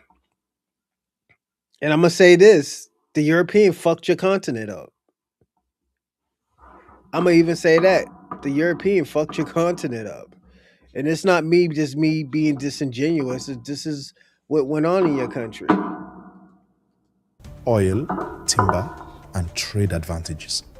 But none of it considered the deep ethnic, linguistic, or cultural realities of the land. The result was a map of madness. Straight lines carved across forests, rivers, deserts, and villages as if Africa were a blank canvas. Tribes that had lived side by side in peace were now in separate colonies. Ethnic groups that had long-standing rivalries were forced into a single artificial nation. Ancient kingdoms were split. Sacred lands were turned into mining zones. It was cartography as conquest. Lines drawn not with knowledge but with arrogance. Maps created not to reflect reality, but to reshape it for imperial convenience. What the European powers failed to grasp or chose to ignore was that these lines would not fade once the ink dried. They would harden into borders. They would become passports, prisons, battlefields. They would create countries where unity was impossible and division was inevitable. Nigeria, for example, would... It is. I agree with you, Miss Ursula. It is a fantasy. I think it's a fantasy too because at the end of the day, we haven't heard anything about Pan Africanism. All we heard about is division. And the thing about it, like I said, this is what the Europeans did. But the thing about it, I always tell Shabaka, you don't have that smoke for the Europeans. All Shabaka likes to do is point fingers. And I think that's an issue. That's an issue towards me. Like, and I said this, it would have been harder for them to actually fight Africa if they can all unite. But they can't unite with each other because of tribal differences. I always said that, and there wasn't no shot at Africa. Like y'all niggas can't get along. No, nigga, this is what's happening in Africa. Y'all can't get along right now because of tribal differences. The European caused that. This is why y'all call yourself these names and stuff like that. Why are you here?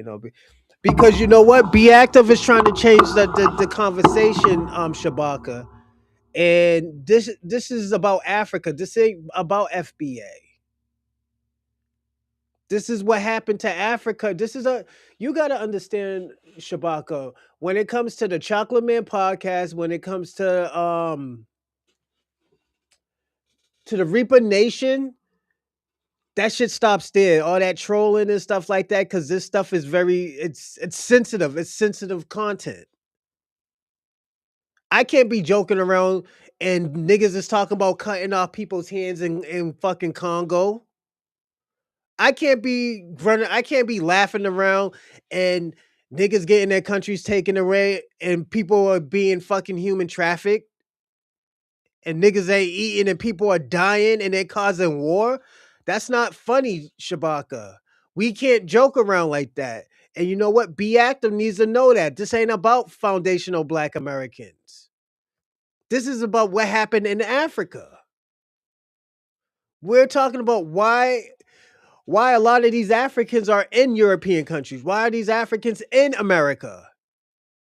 North America, Japan, Asia. We're figuring out this stuff, Shabaka. This ain't funny. That's not a funny. It's not a time to laugh, Shabaka. That's what I'm just saying. Stuff like this, like, yeah, we can talk about Pan-Africanism because at the end of the day, you're thinking that Pan-Africanism is bringing them back together, but it's not. We're not in trigger mode now. Yeah. Yeah. Absolutely. Like at the end, let me tell you something. One thing about foundational Black Americans is when we help people, we help people. But at the end of the day, with this content game, I changed it up for you a little bit because at the end of the day, this is what's going on in these countries. This is the reason why they act a certain way towards Black Americans. This is why they be leaving a nasty taste in our mouth like, yo, what the fuck did we do to you? All we just want to do is unite in America. There's a reason why they worship white supremacy. There's a reason why they worship white supremacy, Shabaka. Like, I'm not joking. There's a reason why they worship white supremacy. And this might be the reason why, because of that Berlin Conference. Because they gave them a culture and a name and a new identity. This is what's happening, Shabaka. He can't take this serious. This is serious. That's why I said this is a research show. This is an educational show. We're figuring out why are Africans this way towards Black Americans? And some people don't even know why they're like that. I'll be back, over everyone. 250 Go check ethnic my groups, eggs. including the Hausa, Yoruba, and Igbo, each with distinct languages, religions, and histories, forced into one colonial state that had never existed before. Rwanda and Burundi were lumped together and later torn apart. Somalia was split into 5 sections under 5 different flags. This was not state building. It was sabotage disguised as sovereignty. And yet, the architects of this disaster returned home celebrated as visionaries. The maps were hailed as achievements of diplomacy, the borders as blueprints for progress. But they had drawn without listening, written without reading the land. They had redrawn the world in their image, and in doing so, disfigured an entire continent. Africa would spend the next century fighting to survive the lines drawn in Berlin. And many of those battles continue to this day. The consequences of the Berlin Conference were not just historical footnotes. They were catastrophes that unfolded in blood, silence, and broken identities. As the ink on the European maps dried, new borders slashed through old worlds. These were not borders forged through negotiation, kinship, or shared language. They were lines born of greed, convenience, and ignorance. With the ruler and pen, empires shattered centuries of cultural continuity and replaced them with artificial nations. Frankenstein states stitched together from disparate ethnic groups, rival clans, and competing spiritual traditions. These unnatural borders sowed the seeds of endless conflict. In places where ethnic tensions had once been balanced by trade, diplomacy, or physical distance, colonial boundaries forced hostile groups into the same political spaces. Meanwhile, cohesive communities were torn apart. One half of a tribe in French-controlled territory, the other under British rule, subject to different laws, languages, and currencies. When independence movements began to rise in the mid-20th century, The newly emerging nations inherited not only these fractured maps but also the political instability they guaranteed. Civil wars erupted, coups multiplied, dictators thrived in the chaos. From Biafra to Rwanda to Sudan, the ghosts of Berlin bled through every page of post-colonial history. But the damage was not merely political. The colonial state was built on exploitation, a machine designed to extract labor, wealth, and resources with brutal efficiency. The entire continent became a giant supply chain for European prosperity. The wealth that built cathedrals, railroads, and universities in Europe came from African soil, taken without consent, without compensation, often without mercy. Africans were forced into plantations, into mines, into construction projects. Those who resisted were punished. Those who obeyed were worked to death. The system did not just take gold and rubber. It took futures, languages, religions, and rhythms. It took away the right to self-define. Nowhere was this more horrifyingly clear than in the Congo Free State, the personal fiefdom of King Leopold II. Under the guise of bringing civilization, Leopold constructed one of the most violent labor regimes in human history. Congolese people were forced to meet impossible rubber quotas, and when they failed, the punishments were designed to terrorize. Entire villages were torched. Women were held hostage to ensure male compliance. Men who failed to meet quotas were executed, their hands severed as proof.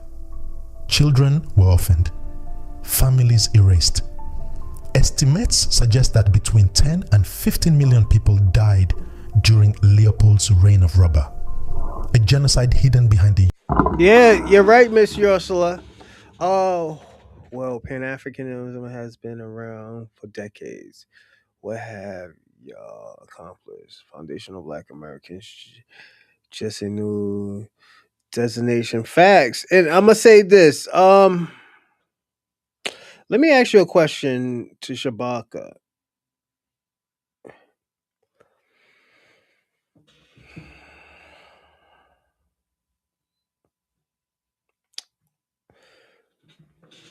What did y'all? Let me ask you a question, and this adds on to what Miss Ursula is saying.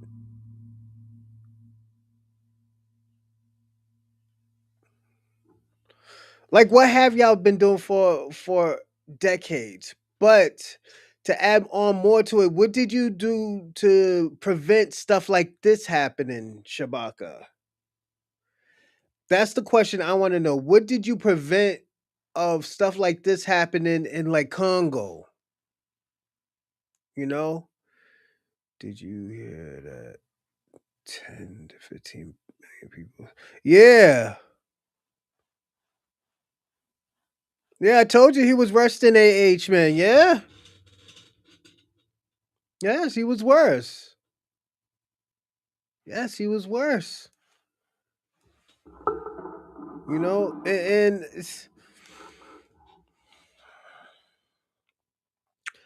but this is the things that don't be talked about. It's and it's sad. But let's go. euphemism of progress. This was not war. This was business. And Europe turned a blind eye for years because the profits were too sweet to resist. Belgian chocolate, British rubber tires, French furniture, all were stained with Congolese blood. It wasn't until missionaries and journalists such as Edie Morel and George Washington Williams began exposing the atrocities that the world paid attention. But even then, the outrage was selective.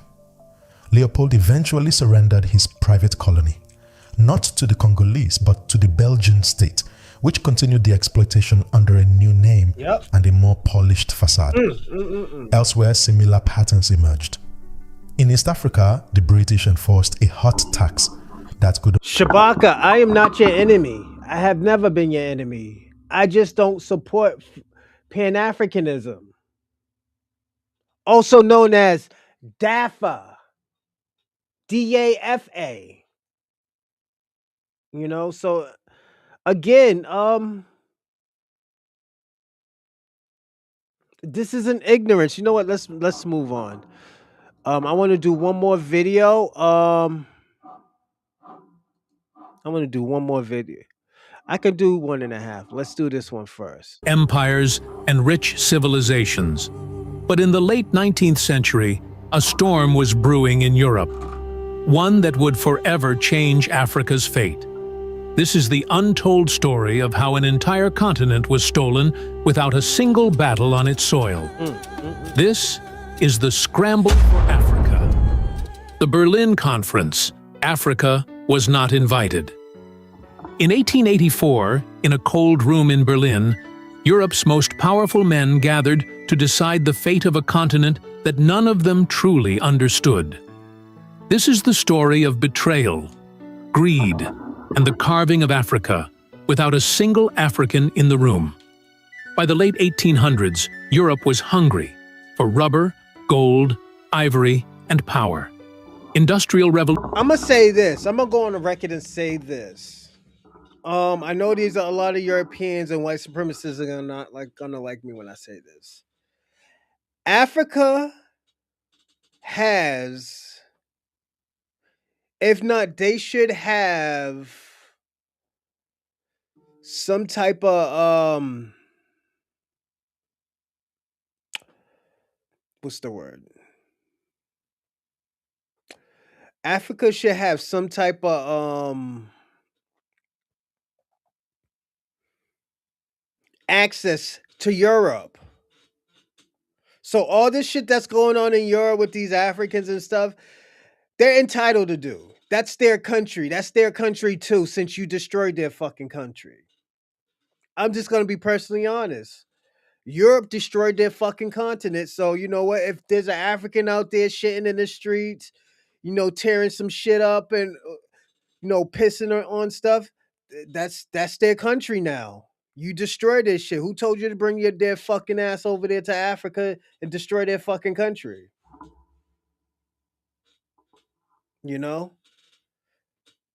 That's what you call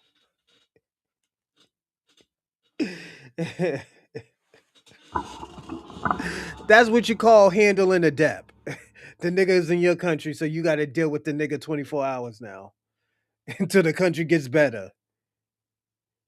There shouldn't be like, oh yeah, you should go back to your country. Bitch, you destroyed the shit. That's like me going in your room and like just throwing everything on the floor, getting cookie crumbs on the floor and stuff. Then we go to my house and you do this. And I do no. And I know. I go to your house and I get cookie crumbs and all this other shit on the floor. And you go to my house and I fuck shit up. I mean, you fuck shit up. And you tell them like, yo, you go home. Why should I go home? You fucked my shit up. Why are you complaining? Who told you to do what you did to my house? Now that's the reason why I'm over here is because you fucked up my house. But tribes warfare also enable Europeans to take the land. Yeah. I'll say this. Yes and no. The reason why I say yes and no, what they did, they divide. Yeah, well, yeah, they divided those people. That's why they have countries. That's why a lot of these tribes come from certain countries. But it was a system that actually done it because they were technically living amongst each other, doing import and export with each other. So that's why I say enough of that stuff. Yeah, Africans tribes sold us too. Yeah. That's why I say, yeah, I feel bad, but then I'm not going to fight for it because at the end of the day, they've been doing the same shit that these Europeans were doing. So you are right, Miss Ursula, when it comes to that. Yeah. Revolutions demanded resources. Empires craved expansion. Africa, vast and rich, became the prize. In November 1884, German Chancellor Otto von Bismarck invited 14 European nations and the United States to Berlin. Their goal, avoid war over Africa by dividing it like slices of a cake. No African leaders were invited. No kings, no chiefs, no elders. The continent's future was redrawn without a single African voice. Borders ignored cultures, languages, and history. Britain claimed East and Southern Africa. France took the West. Yeah, they had tribes. That's why they didn't. That's why they didn't have countries until the Europeans came over. This is why I always tell Shabaka, you can't talk about the white man in America without talking about the white man in Europe. Don't forget, these Europeans named all these countries. They told these people that they're Nigerians and Algerians and Liberians, all of this. This has nothing to do with like, yo, let's figure it out. No. This was a system that they created. Belgium, under King Leopold II, seized the Congo, not for Belgium, but for himself. The continent was carved like meat on a platter. Leopold called it the Congo Free State. But it was anything but free. His soldiers cut off hands of workers who didn't meet rubber quotas. Told you. 10 million died in one of history's forgotten genocides. African kingdoms sent envoys, wrote letters, pleaded for peace. They were ignored.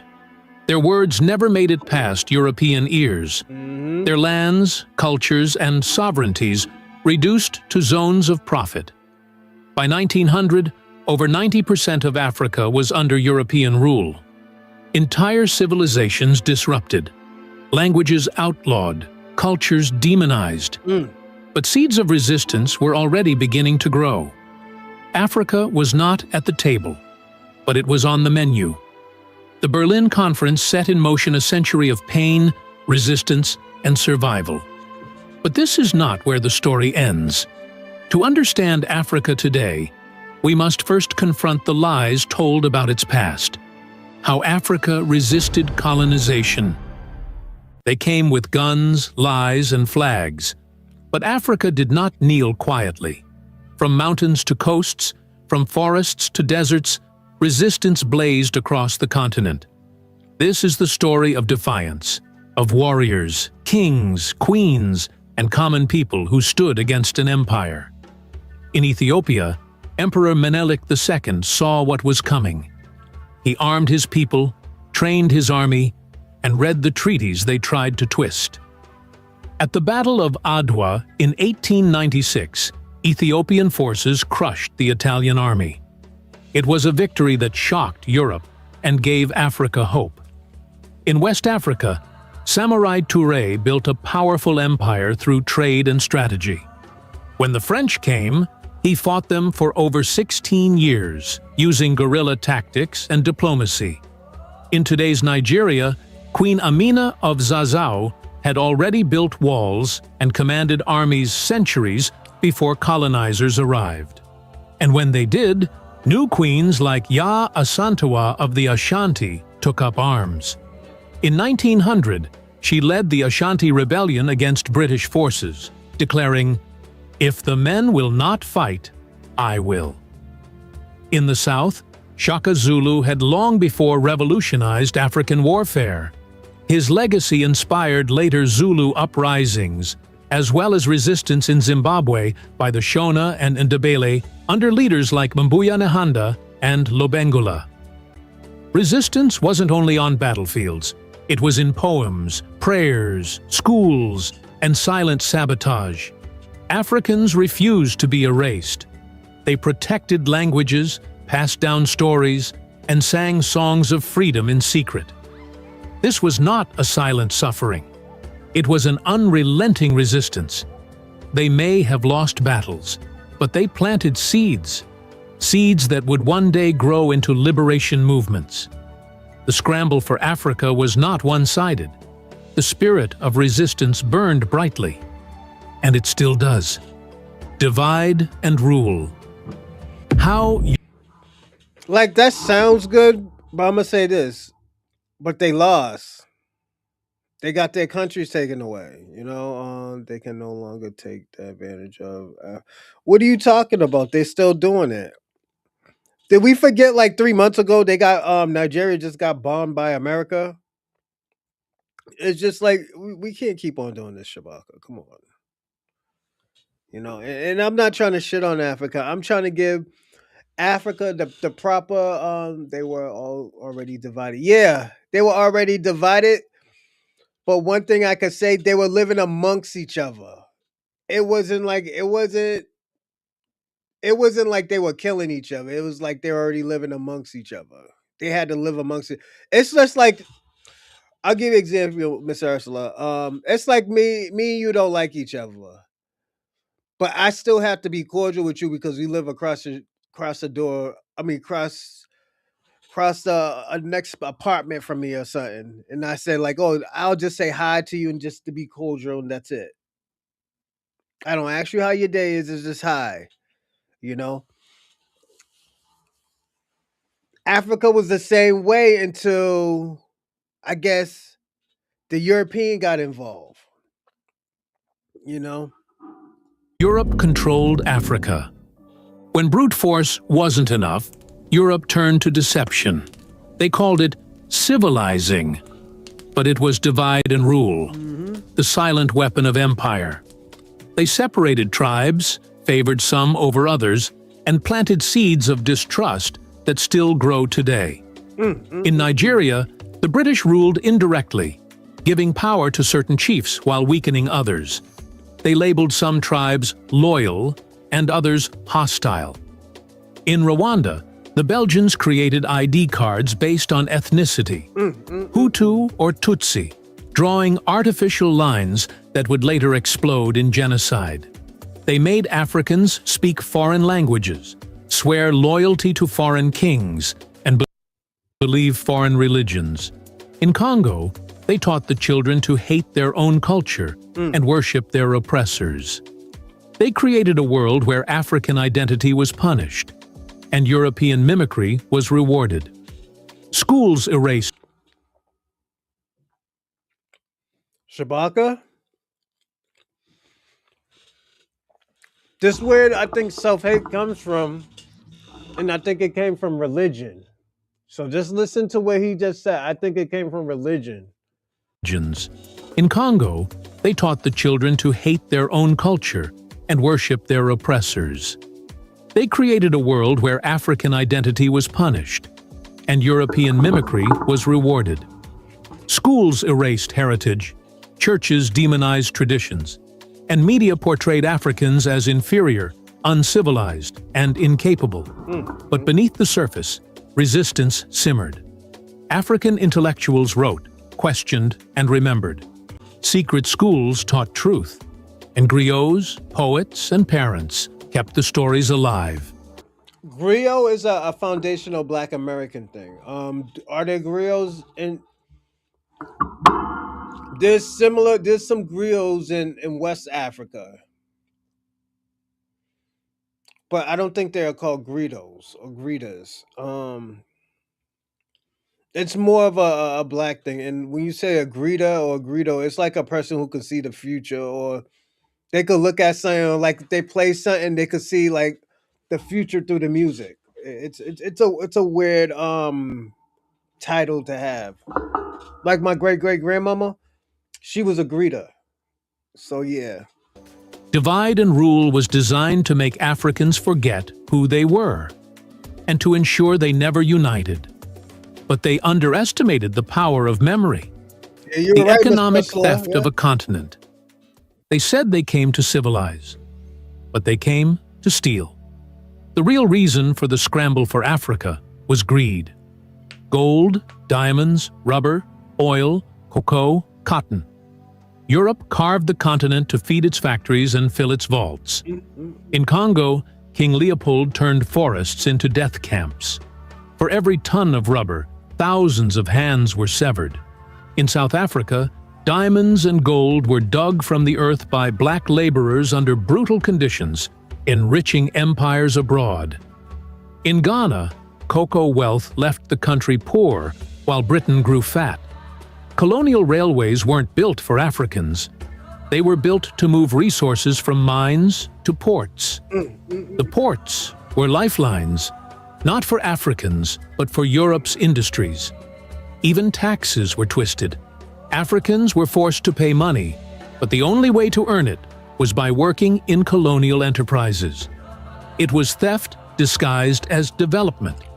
Colonizers called it progress, but they owned the companies, the land, the banks, the schools.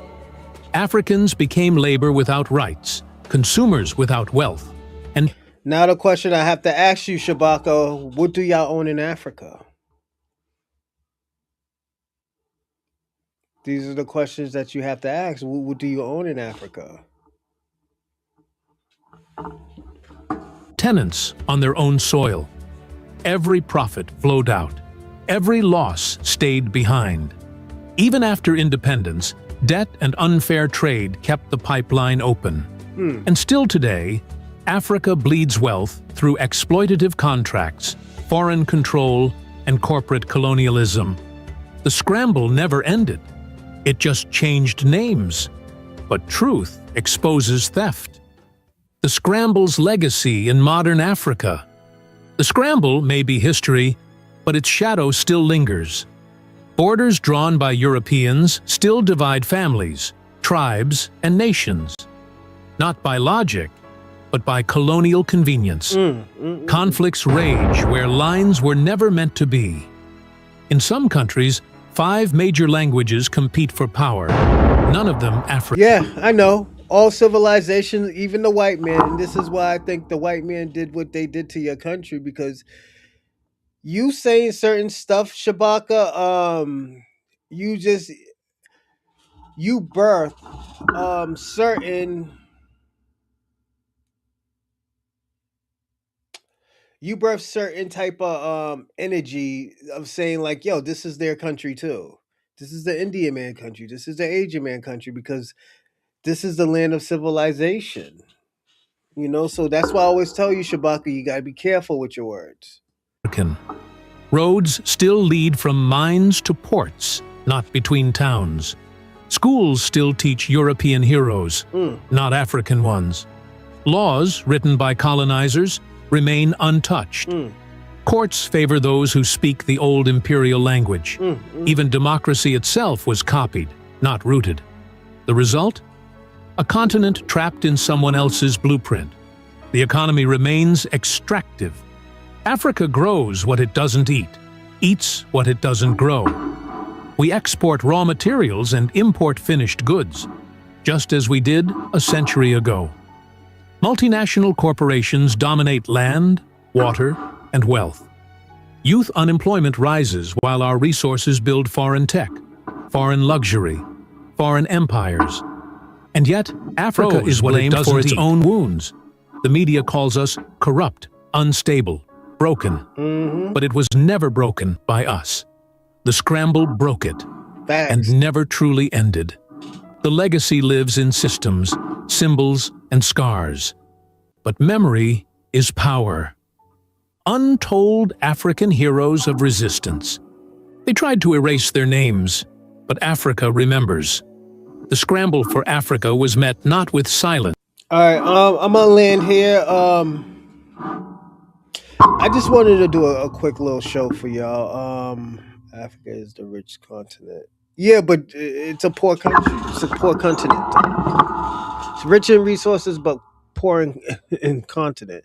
Yeah, I think Africa can still become a major world power, but they have to take control.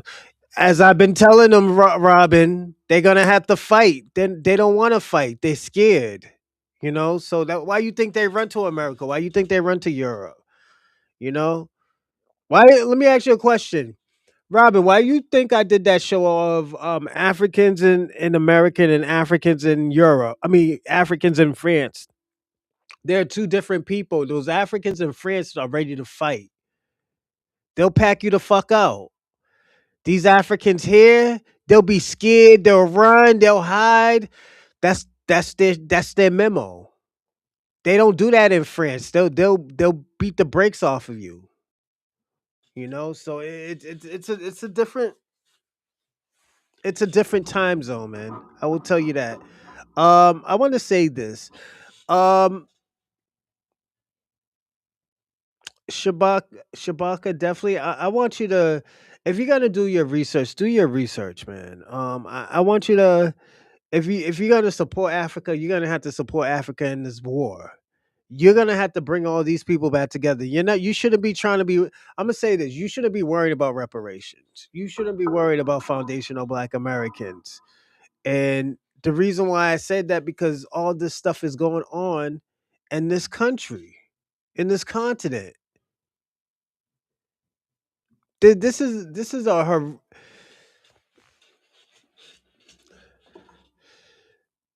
something that should have never happened. This is when y'all should have been talking unity. Y'all should have been talking unity. But at the end of the day, they seen you weak points. You know why? Because y'all sold y'all own people. As Miss Ursula said, y'all sold y'all own people, and all they said was like, yo, these people can be bought.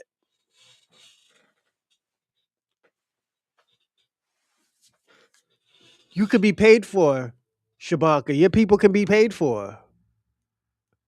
Your ethics is out the window. So now y'all have to deal with a real monster now. Y'all dealing with a real monster now. So yeah, and I'm gonna say this: it wasn't a lot of people that went to America. There was only 4%, 4 to 7% of Black Americans that went to America. All the rest was already here. So I'm gonna say this: Shabaka, it's time to get your shit together. Put up or shut up. It's on that type of time now. It's put up or shut up. If you ain't trying to fix your country, then yeah, it's a wrap. But I do want to give my shout outs. Give me a second, everybody. So shout out to Convo, Shabaka, Dorsey, Breeze Omega, Ursula, Jeff, Black King, and Ray Ray. Shout out to all of y'all. I appreciate y'all for coming on the show. No Africans came and helped. But yeah, facts. They didn't come. They didn't come, Miss Ursula. So they gotta have to handle their own thing. But yeah, it's time for them to put up or shut up. So again, shout out to all of y'all. I appreciate this. This was a short show. I like to do like 2.5 hours of this show. And it's because it's just a research show. If I have a whole bunch of stuff, then it's different. But y'all take care, and I'll see y'all tomorrow morning. Salute. Bronze is lying. How many were? No, there was only like 400,000 Black Americans that came to America. Black Snow Bunny King. Just look it up. It's like it's probably less than 400,000. But oh yeah, and also shout out to our kick member Rob, and salute. I appreciate you for coming on the show through Kick. I appreciate it. But all y'all have a great day, and I hope y'all learned a little bit of something. I don't know enough about it, but I learned with y'all. So again, thank y'all for giving me that chance to learn with y'all. So again, have a great day, and I'll see you tomorrow.